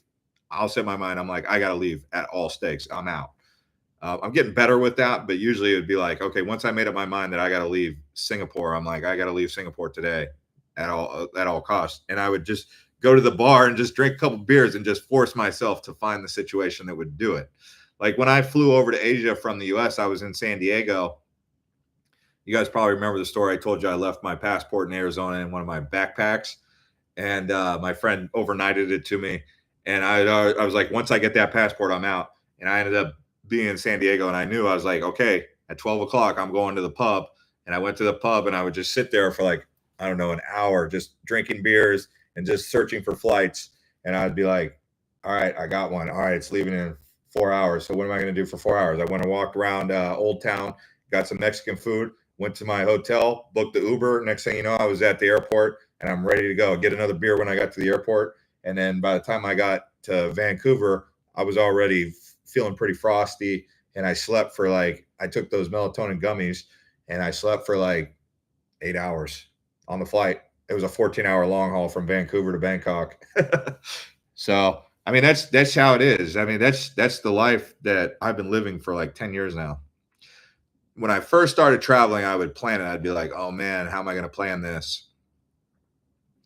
And I booked the hotel in the wrong area. I was like, oh my gosh, I'm going to be here for 3 days. This is a terrible hotel. Get me out of here. How do I cancel? Can I cancel?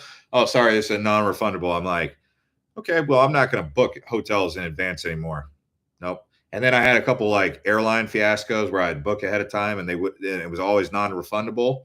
After that, I was like, okay, I'd rather, just keep the freedom, keep the flexibility, and not have to deal with non-refundables. Everyone always says, oh, why don't you book refundables and stuff like that? Well, every time it's like $100 extra anyway. Like if I wanted a refundable ticket, it's like going to cost me extra money anyway. So someone says Capital One Venture X is a great card also. I got that one. Dude, I've got all the credit cards pretty much. I'll show you. Like this is just one of them, but I'm not going to show you all my cards or my names and everything. But the platinum card, Chase Inc.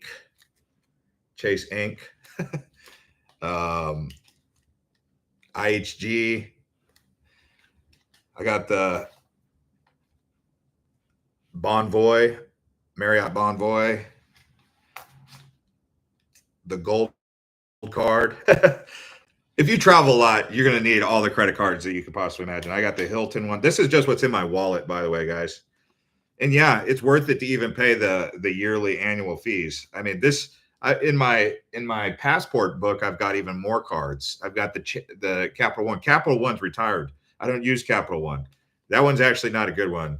I know that you like it and everything, and I would like to know why you like it so much, because I've got all the cards that I actually use from experience are the ones that are here.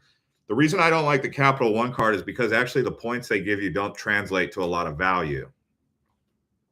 So like the travel partner programs aren't yeah, they might give you 80,000 points, but 80,000 points with Capital One isn't the same as 80,000 points with Chase or Amex. Amex is the most valuable still to this day from what I've experienced.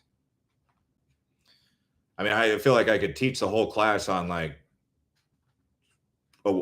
points. I mean, like you could see I'm in the situation that most people would want to be in, where I've got enough points, 55,000 points with Singapore to fly business class in a Airbus, because Singapore out of Bangkok flies the 777, or it'll fly the Airbus like A380, not the A380, the big boys. They fly the big boys where there's it's like the configuration is in business class 121 because it's a wide body out of Singapore to Bangkok on a wide body.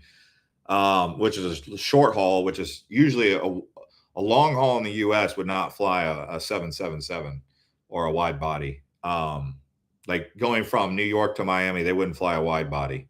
But in Asia, they will fly wide bodies going from like Bangkok to Tokyo or something like that, Bangkok to Singapore. But, just a situation to have 55,000 points, use half my points and still have half points available still have 125,000 points on Amex just sitting there to be transferred to any given point.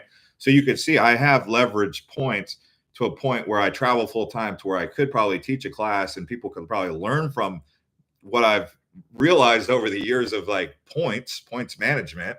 But yeah, I would say American Express is number one. Get your American Express Gold card if you travel a lot. Get the American Express Hilton card. I would say Hilton is better. Hilton Amex card is better than Marriott Bonvoy Amex. The IHG card I got at first for the IHG points and the status with IHG, because right now I'm actually at a IHG property. I really like the Holiday Inns and I like Staybridge Suites. Also, I like Intercontinental if I'm really looking for it, but I only stay there very, very rarely because a lot of them I stay at because I have that hotel channel, Island Hopper TV Hotels. We've made like over 400, almost 400 reviews for hotels. So it's really paid off like that. So like I'll force myself to stay at a Intercontinental for a night or a JW Marriott for a night. Not a big fan of staying there by myself for just one night. The check-in process is too long, but if I want to work and make a review, I'll do it. Let's see. So I would say that get the American Express Gold card, and it's worth it. It's worth its weight in gold, literally back out. Like, I think you get clear with that one as well. The Platinum card isn't really worth it. I might cancel that one. The Gold card pretty much has everything you could possibly need. The Hilton Amex is really good for hotels. The IHG card that I got, it's a MasterCard. I think it's with Chase Bank. I might cancel that. I did it for the points and the status, and then I found myself not using it as much. Although I've figured out a way to get tons of IHG points. I have, like I said, I have over 300,000 IHG points. It's a lot, man. Like, IHG, you could stay at like a Holiday Inn. You put in like 7,000 points and then like $20, and you're staying at a Hilton, or I mean a Holiday Inn. It's pretty good. IHG is good. I used to be all about Marriott, and then Marriott's a little bit expensive. Hilton is like probably the best one in Asia. In the US, I would say it's Hyatt. So like if I'm traveling in the US, Hyatt's the best. When I'm outside the US, Hyatt is not the best. Marriott and Hilton are the best. Also IHG. So Hyatt's no good outside the US, at least in Asia. But in the US, I'm always staying at Hyatt Place. Hyatt Place is a good value, good comfortable bed. But in Asia, I think Marriott, they always have saunas. IHG also always has saunas. But that Chase Ink card, I use it when vendors don't take Amex. If I'm at a restaurant and they don't take Amex, I'll get the I'll use my Chase Ink card over the IHG card because MasterCard and Visa are widely accepted. But the value with the Chase, the value with the Amex, the value with Capital One just isn't there. I used to use the American Airlines MasterCard with Barclays. And no, that was not cool. I recently tried to get the Citibank American Airlines card, but because I had just recently canceled the American Airlines Aviator card, not good. I've also had the United Plus card canceled. Didn't really see the value in it moving forward, just because like I spent so much time outside the US. American Airlines and United, they're not like Emirates or Qatar. So if I want access to Emirates or Qatar airline programs, I go to Amex. Amex will get me access. I think Chase does also to Singapore. So like my favorite airlines, Qatar, Emirates, Singapore. Like they have flights going from Thai Airways going from Bangkok to Singapore, but the rewards program isn't as good as it is with Singapore. Singapore can get me from Singapore to San Francisco. Thai Airways can't get me from Bangkok to San Francisco or LA or Seattle, So I like to build loyalty with brands that can do long haul and short haul pretty much anywhere around the world. Emirates, Qatar, Singapore, mostly Asia. Yeah. Someone said Platinum is good for flights though, 5x, but 695 annual fee. Yeah, 695 annual fee. That's what I'm saying. Like, last time I tried to get on the phone with American Express and be like, "Hey, I'm ready to cancel my American Express Platinum card," and they're like, "Are you sure?" You know, like, and I was like, "Explain to me why I want to pay 695 and not use my gold card only for 295 a year." He talked me into it. I think I do. Do you get clear? Like, I was going to get global entry. I still haven't got global entry because every time I apply for that, it's long. So I was going to get the Nexus, but I've been using this app. Okay, don't tell anyone this app, but this is seriously like, if you're coming into the US and you don't have global entry, like, the reason I don't want to tell everyone this is because it's going to get too famous and it's going to be like TSA, but there's an app. I'll tell everyone on this live stream, smash up the likes and I'll tell you. Seriously, if you haven't liked the video, like it. Or let me know in the comments. This one is legit. This one is legit. All right. My mom, who's a total like boomer. She's a boomer. She's not plugged into things. She's the one who got me in on this. All right. So we're getting the likes. All right. So this is how you skip the long lines at SFO LAX right here. MPC. It's called Mobile Passport Control. You go right here to new submission. You basically got to fill this out like 3 hours before you arrive. So you got to have like, you either got to do this when you land at SFO or you got to do it when you're like, you have to have Wi-Fi on the plane. You put port. So select the port. So if you're coming in from, let's say you're coming in from Abu Dhabi, let's say San Francisco. Because for Asia, my favorite airport to arrive in is San Francisco. So I'll say Terminal A, proceed, put my name. And then I'm traveling alone. I got a disclaimer statement. Fill that out. I'm just giving you an example of how easy it is. Hit agree. Then answer some of their questions about currency, food products, et cetera, et cetera. You know, are you transferring livestock, blah, blah, blah. No, no, no. Currency, 10,000 or more, no. Merchandise, no. Nothing to declare. And then it says by submitting. Next thing you know, you can go to mobile passport control. The line is like 1/10 as long as the line that all the other people are standing in. And yeah, it's a good tip. I mean, you know, because I was like, dude, I got to set up an appointment a month out to get global entry. And then I found that and I was like, dude, the global entry line is just a little bit shorter than the MPC line.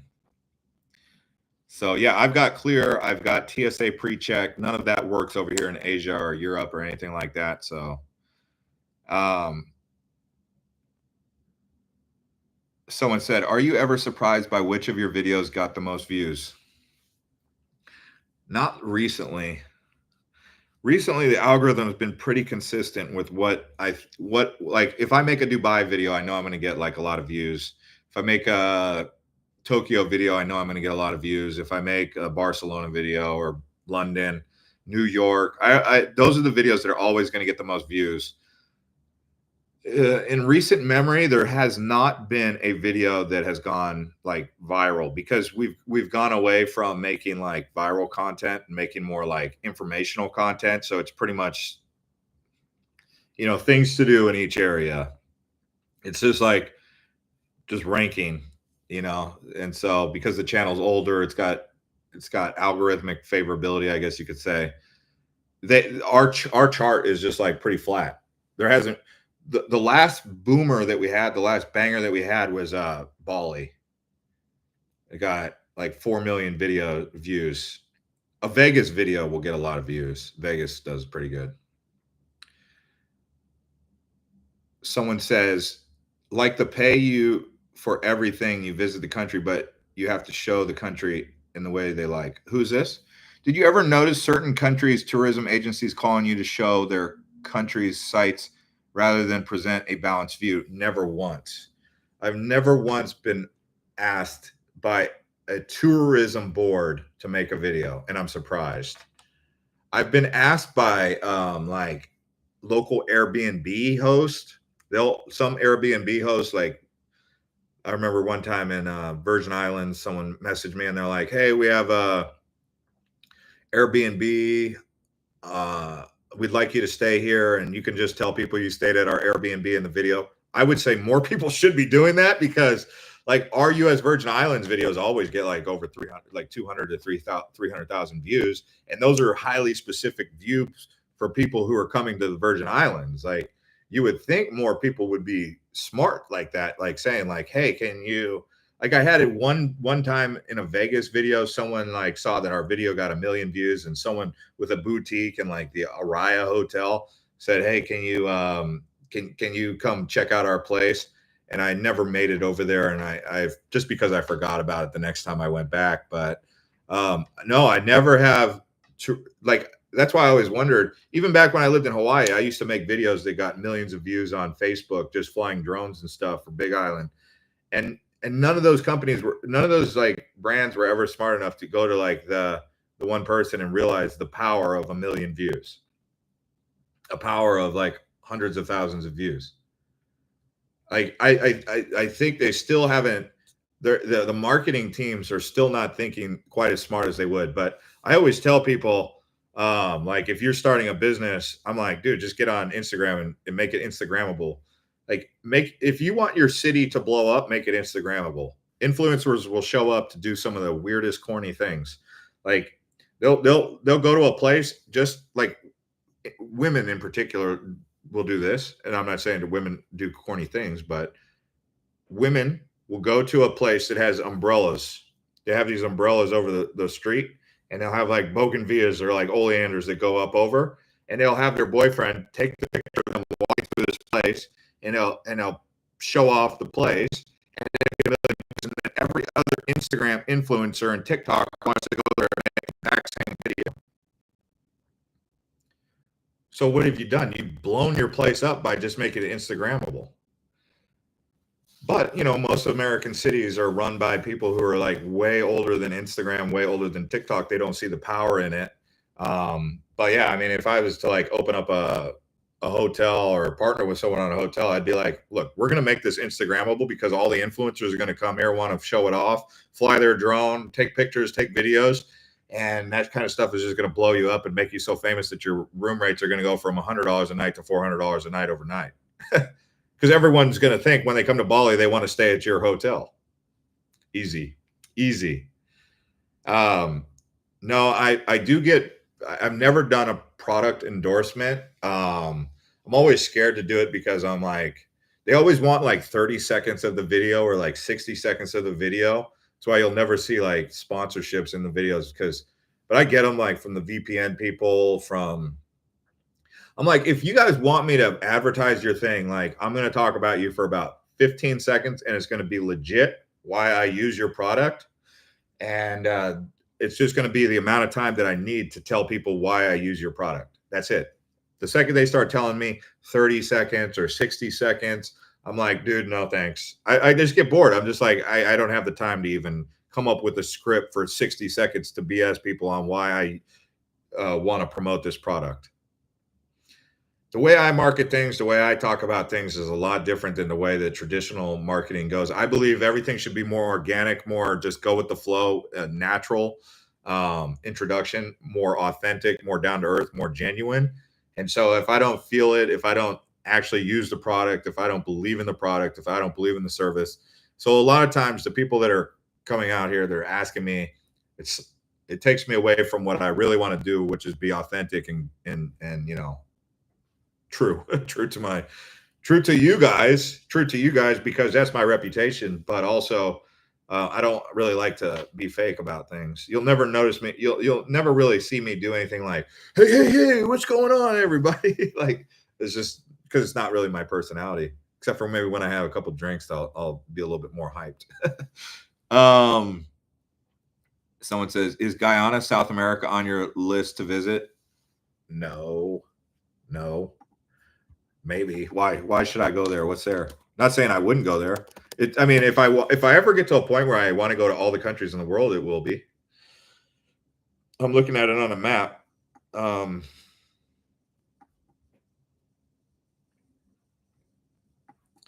Georgetown and New Amsterdam. I think I looked into those countries like Suriname, Guyana, and French Guyana. And the thing that I had determined was that there was travel advisories that said it wasn't safe. So I just kind of caught wind of it that way, and I said, no, I'm not going there. But if I ever wanted to go to all the countries in South America, for example, those three I haven't been, and I haven't been to Paraguay. Other ones I have been to. So, but if you can tell me why I should want to go there, I would be curious. Alex says that is so rare to hear. All the travel vlogs I see talk nonstop about product sponsorships. Love that you are authentic. Well, to be honest with you, I do like, the money that comes with it. I like the I would like to get paid, because the more money that comes to your account, the more money you have to invest in your travel brand. And it's not that I want to like put myself, because one of the things I don't like about YouTubers is when they try to compare themselves to other people to make themselves look cooler or better, because that's it's unsustainable to put yourself on a mantle, I would rather kind of just be honest, be authentic, be true, but not like try to be like, hey, I'm better than such and such influencers. Like, if you guys really wanted to know what influencers are, not, I don't even call myself an influencer. I call myself infotainment, right? So the word influencer is a common vernacular, but it's not a word that I would consider myself, because I don't really influence. I provide information in an entertaining way. So it's infotainment. It's not like hype, but some of the people that I like to travel are like more down to earth, just because it's more sustainable. Like, that's why you always see people who have to put a lot of energy, like Logan Paul and Jake Paul. They got to put a lot of energy into it, and as they get older, they're going to grow out of that phase where they're like all hype and everything, and they're just going to want to be more chill. And what are they going to do with their brand when they start feeling like that? So for me, it's kind of like they're always going to have to live up to that reputation of being like the young guy that's all this energy. And I'm not really that hype kind of guy like that, but I think it's more sustainable to just be who you are, what you want to be, without having to change, and then seeing who comes to you and who appreciates that. But I don't ever want to like put myself on a mantle or try to be in competition with anyone, because I don't have the energy for that. I don't travel for competition. Like, I don't really, the stuff that I do is not really for competition, but the money is attractive. It is alluring, just because, like, it costs money to travel. I could see why. So like, there's a channel, Jumping Places. They do a lot of sponsorships, and they make great content, and they're down to earth people, and they provide good information. So I know why they do sponsorships. It's because they need money to create the content. You need money to create the content. They're a nice channel. I like them. And so I would say that they do it in a way. They use Surfshark. They use all those platforms that they talk about, and they're very professional, and they're very down to earth, and they don't give bad information. Another guy that I like that does more down to earth videos, Gabriel Traveler. Gabriel Traveler's he's a cool. He travels like the way I like to travel. It never compares himself to other people, never is in competition. He just travels because he loves travel. So all the information he gives is really is real good information. Thanks to the 44 people who smashed up the likes. If you guys keep smashing up the likes, I'll keep going here. So someone says, I do like calm travel channels like yours. The ones that have too much energy are exhausting to watch and seem inauthentic, in my opinion. Yeah, those guys, they get a lot more views. Like, if you ever watch Island Hopper TV Travel Highlights, that's my walking channel. I always just look at that walking tour. Like, I know I could get more views if I try to change the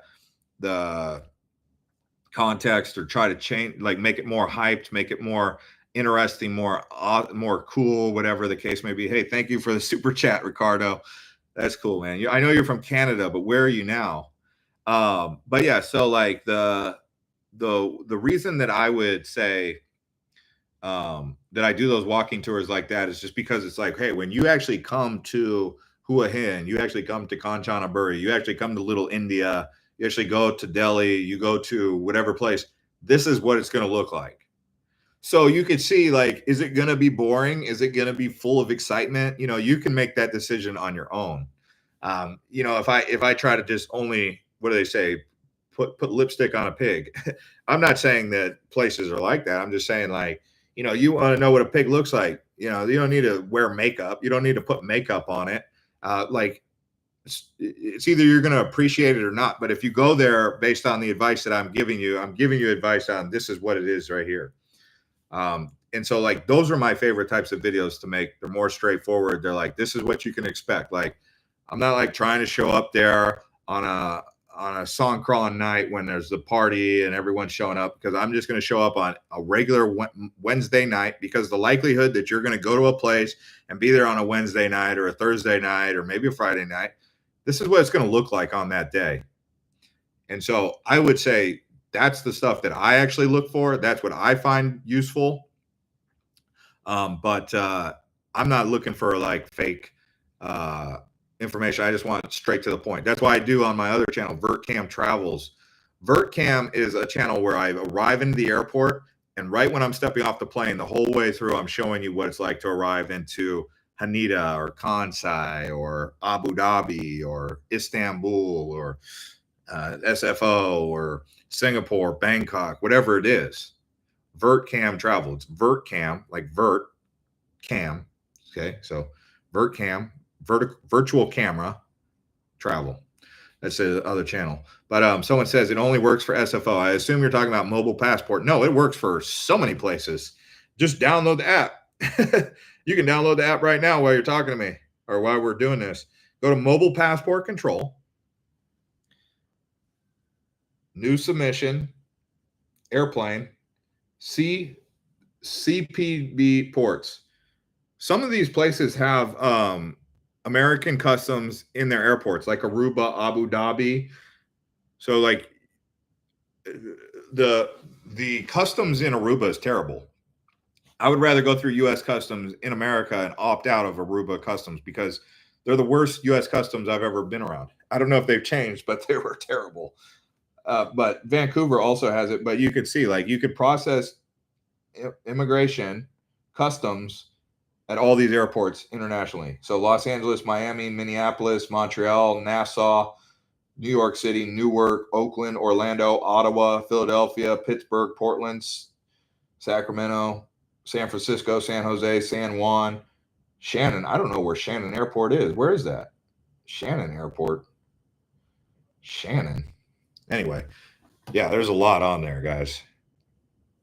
Any port of entry, including pre-clearance. Yeah, any port of entry, including pre-clearance. So pre-clearance is Vancouver, Aruba, Abu Dhabi. These are places where U.S. Customs personnel will clear you before. So a flight coming in from Abu Dhabi with customs as pre-clearance, you will arrive in the United States at a gate that a domestic carrier would arrive in instead of the international terminal. That's good, right? Some of the Caribbean countries do it, like Nassau, Bahamas. Someone said, really, what's the worst customs for arriving U.S. citizens? What places searched you extra when landing? It's not about searching. It's not about, oh, okay, so Aruba, yeah, Aruba, I had a bad experience in Aruba. So number one is I was getting ready to go to Amsterdam. So I was in Aruba. Again, I fly by the seat of my pants.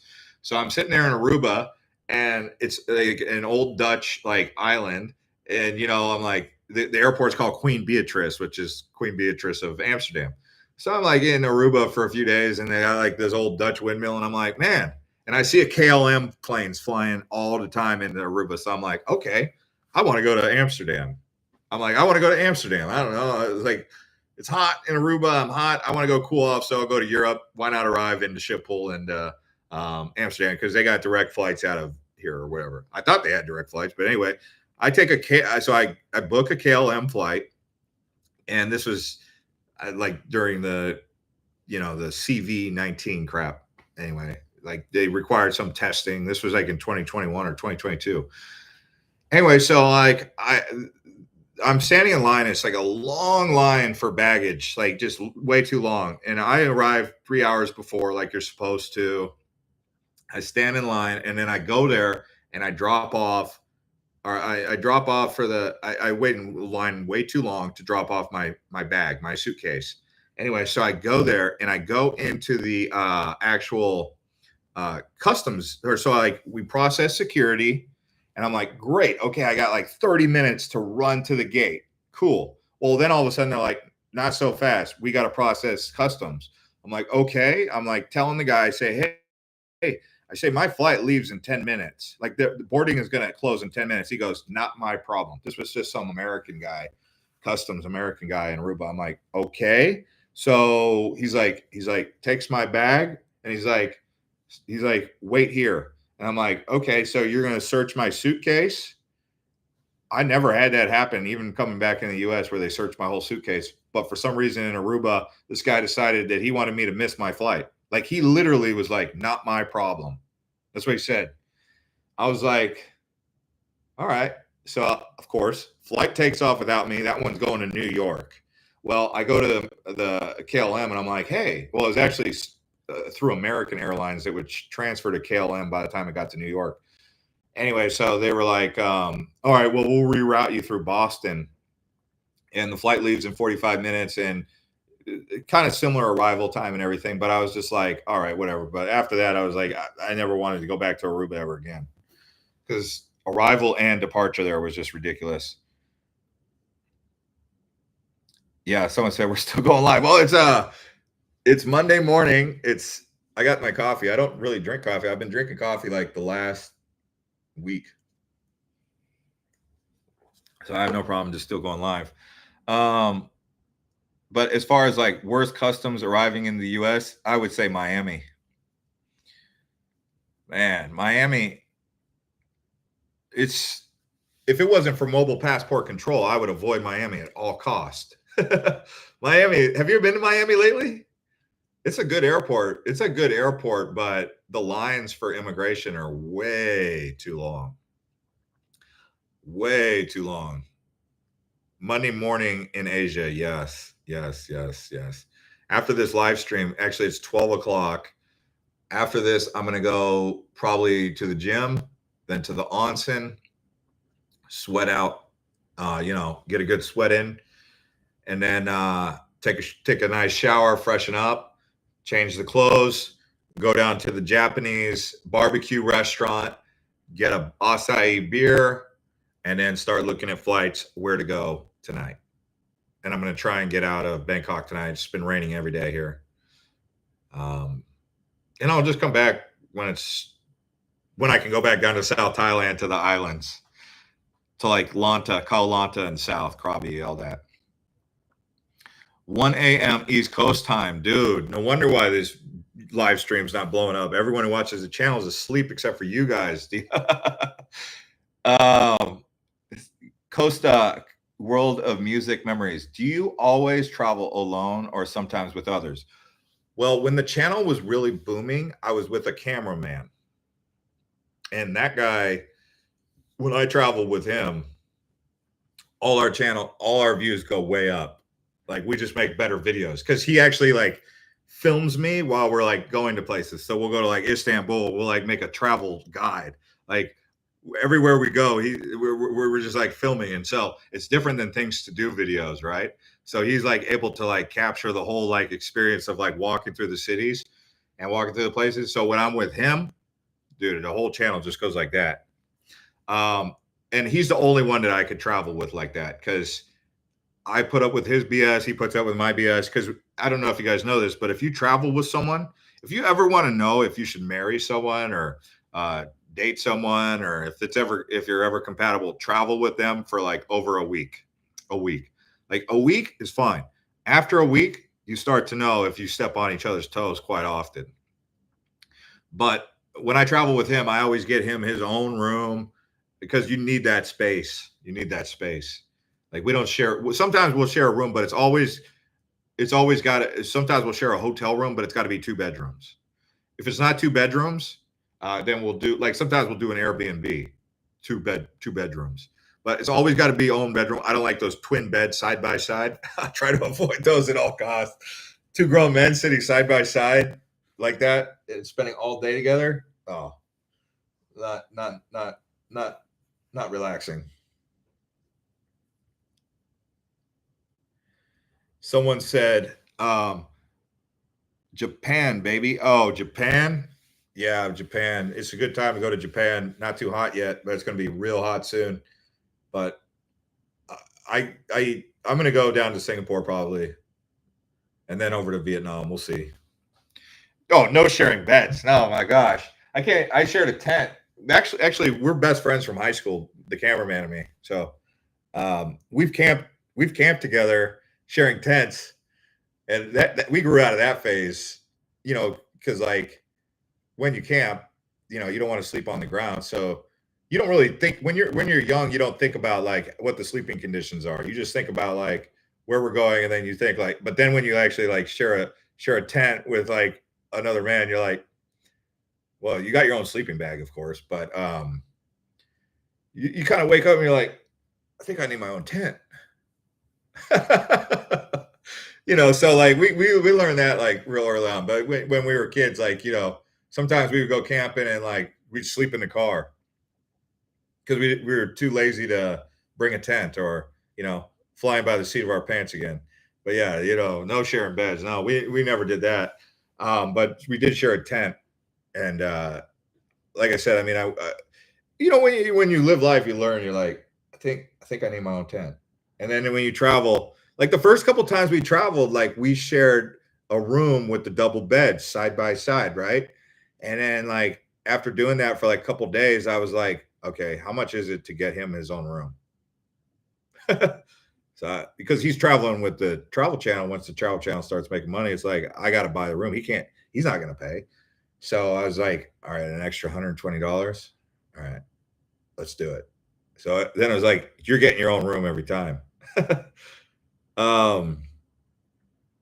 For sure, when you're younger, we're broke trying to save money. Yeah, I mean that's the thing. Like you always want to level up with money, right? So that's why I created Economic News Insights, because I share with you guys what I did to level up financially. And I cannot think of a single person in this live stream right now who is not trying to level up financially. And I got information that I can share with people, and hopefully I can impart it onto you guys to where you guys can set the wheels in motion to where you can get leveled up financially. So the whole point of that channel, I mean, I'm saying there's so much gold information shared there, and I'm gonna cut the BS on it, and I'm not gonna like, give useless information and like unrealistic information, but there's principles and there's things that you can apply to your life. There's things that you can do to set yourself up for success. I talked about it in the one live stream we did on this channel. You got to have at least 5 sources of income. I don't care how you got to do it. You can make it happen. It's not impossible. When I had one job, one source of income, the U.S. Navy, right? When I was in the Navy, one source of income. Really hard to have multiple sources of income when you're in your 20s and you're in the Navy. Well, when I first heard that, I think it was Tony Robbins who said it. I don't know who exactly said it. And I was like, well, I got to find 5 sources of income. I got to create 5 income streams. Now I have like 7 income streams. But if I would have thought to myself, okay, that's impractical advice, I can't do it, then I would have never done it. So you have to realize everything is possible. That's why I say that book, Think and Grow Rich. If your mind can believe it, you can conceive it, you can achieve it. It's easy as that. If you tell yourself you cannot travel the world, you will not travel the world. If you tell yourself, hey, this guy from Island Hopper is traveling the world, he's doing it full time, I can too. Because, people always say, oh, if I can do it, you can do it. Then some people will be like, oh, I can't do it. I always have people all the time. They always say, I don't know how you do it. How do you do it? I'm like, it's easy. It's easy. It's actually more or less, it's like once you've been called to do something, you'll know if it's something you're supposed to do. In my case, when I realized that travel was for me, it was because I realized that when I traveled, more opportunities, more prosperity came my way. Did you know that? I had more opportunities in life by traveling full time than I did by staying home in Mesa, Arizona. In Mesa, Arizona, it was Groundhog's Day, round and round, round and round, round and round. Where was the breakouts? Where was the breakthroughs? I start traveling. Next thing you know, like things are just going my way. I'm like, okay, this is obviously what I'm supposed to be doing. I mean, I'm always on standby thinking like at some point in time, it could change. But I've been doing this for over 10 years. And so what I'm trying to tell you guys is the same thing that worked for me. If your mind can believe it and you can conceive it, you can achieve it. And people think it's all hocus pocus and all this stuff. No. So these are the things. If you feel like you're being called to travel, like you feel like you've got this gut intuition that like, I'm supposed to travel. I'm supposed to be doing this. I feel like I want to be doing this, whatever that feeling is. If you have that desire, okay, that's the first thing. The second thing is see if that is because, a lot of people, they pray, right? When you pray, you're like, okay, hey, God, if you can hear me, can you tell me what I'm supposed to be doing in life? Can you guide me and direct me? Things might start happening around you when you make that like mantra, that prayer into the universe. When you do that, things start happening. You start getting feelings. You start thinking about things. You start making moves. You move in faith and hope. If doors open, they open. If doors don't open, sometimes knock again. Sometimes knock again. If it still doesn't open, that's not for you. Like when I sold my first business, for those of you who've read my book, Diary of a Three-Star Gypsy, you know about that first business that I sold when I made that website back in 2014. I was doing Google Ads. Or actually, it was in 2012, but I sold it in 2014. That set me out on my first travels. But I was like in debt after that, like $50,000 for like 3 or 4 years. But when I sold that, I basically took all that money and just invested it into travel because that was when I realized this is what I wanted to do more of, was travel. And I was always looking at like opportunities to like, okay, once I sold the website, I need to start something new. So I tried to get into like brick and mortar. So I opened up a brick and mortar shop in Hawaii, and it just didn't work. And I bought a bunch of inventory, and I basically went like $7,000 in debt trying to get that brick and mortar off the ground in 3 months, and it didn't work. And I went back to working on the internet, which is where I was actually having success, even though I was telling myself, I'm like, I want to get off the internet. I don't want to work all the time on the internet. But it was like the internet was where all of the opportunities were coming at me. So I was like, okay, I can resist the doors that are opening, and I can continue to knock at the doors and try to open the doors that are not opening, or I just go in the direction where the opportunities are. Ricardo says, I subbed to the channel recently. Nice. But yeah, that's what I'm saying. So like go where you're being guided and keep going in that direction. If the doors are opening, keep going. If you see positive things happening around you, keep doing it. One of the things that happened when I was in Hawaii, thank you to the 51 people who smashed up the likes. This is some really good advice that I received. When I was in Hawaii, I partied in Hawaii a couple times, but when I first came back from my very first world tour, where I was gone for 3 months, I ended up back in Kona, and I didn't have a house. I just had my truck that I had in Hawaii. And I was living out of my truck for like a few days before I found a place. So I went to Walmart and I got a tent, and I went camping, and I went to Ho'okena, which is like this place where a lot of Native Hawaiians go. They don't really like haoles or foreigners, but I was like drinking with one of the local guys, and he like introduced me to all the Hawaiians. And so I was like partying with them and like vibing with them and chilling. But I was like, okay, maybe I should leave. But I was still friends with that one guy who was introducing me to everybody. So I went down to this other park like a couple of days later and started drinking again with the locals. I would just drink the local beer. They all in Hawaii, they like to drink the green bottles. That was either Heineken, or I can't remember the other green bottle beer. It was, but the other green bottle beer was the one that they always drank. Beers. Let me see what this one is. I think it's from New Zealand. Carlsberg Stella. I think it's Stella. No, not Bentang. Chong, Heineken. Okay, it was none of those. Man, what was that beer that they always drank in Hawaii the locals. Anyway, they call it the kind, you know. So I was chilling down there at this place nearby, Magic Sands, and there was a bunch of old uncles. They call them uncle. And so I would get drunk, and the uncles, if they ever talked to me and they invited me to go hang out with them, I would. Maybe it was Rolling Rock. No, it wasn't Rolling Rock. It wasn't Dos Equis. It wasn't Chong. I think it was from New Zealand. What is the name of that beer?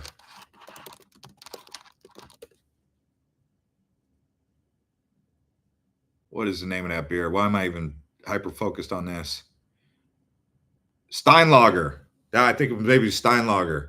Anyway, so we're out there. They called me over, start talking. They call it just talking, right? And so they're like telling me stories about how like some of these haoles, they come over to Hawaii and their cars get broken into and things get stolen out of their cars. And they said that the reason this happens is because they're out of vibe with the area. They said the Kama'aina, the people of the land. And so if you're in a place and things are getting stolen from you, or you're just having bad luck, think about it more spiritually. Think about it more from like a karmic like situation. Like try to figure out what it is that you're doing wrong that's causing these bad things to happen to you. So ever since that moment forward, I was always like, okay, as long as like bad things aren't happening to me, like things aren't getting stolen, like, you know, you would see other people, they would just have like just bad luck after bad luck after bad luck. And the uncle was telling me, he's like, the reason those haoles are having bad luck is because they're out of sequence with what's going on around them. They're doing bad things. They're out of vibe with the local experience. So ever since then, I was always like, okay, do the right thing even when no one's watching, right? So because you always want the karmic energy on your side. You always want the good luck. And so that was back in 2014 that I was given that information by one of the uncles in Hawaii. And all the uncles agreed about it at the same time too, right? And so whenever I go to these places, I always try to make sure that, you know, I always try to treat the locals in a way so that I don't build any negative vibes for myself. So I would say always try to be a good person, always try to do the right thing, always, even when no one's watching. And so that's a big thing. That's a big thing that a lot of people, I think, take for granted. So if you're one of those types of people and you're having things stolen, I mean, bad luck can happen, but when bad luck happens, I always try and take a moment. I'm like, okay, what did I do that could have created some bad luck for myself? It's not necessarily superstition. It's more or less just like kind of being aware of your surroundings. So always try to keep that in the back of your head. And that was good advice. Alex says, what type of camera gear do you use for your videos? Your videos always look so professional. This one. Seriously. Anyways, I know it's getting late over there. It's getting late here. Well, it's 12:13. I'm going to go to the gym in the onsen. And nice hanging out with you guys. And we'll see you on the next one.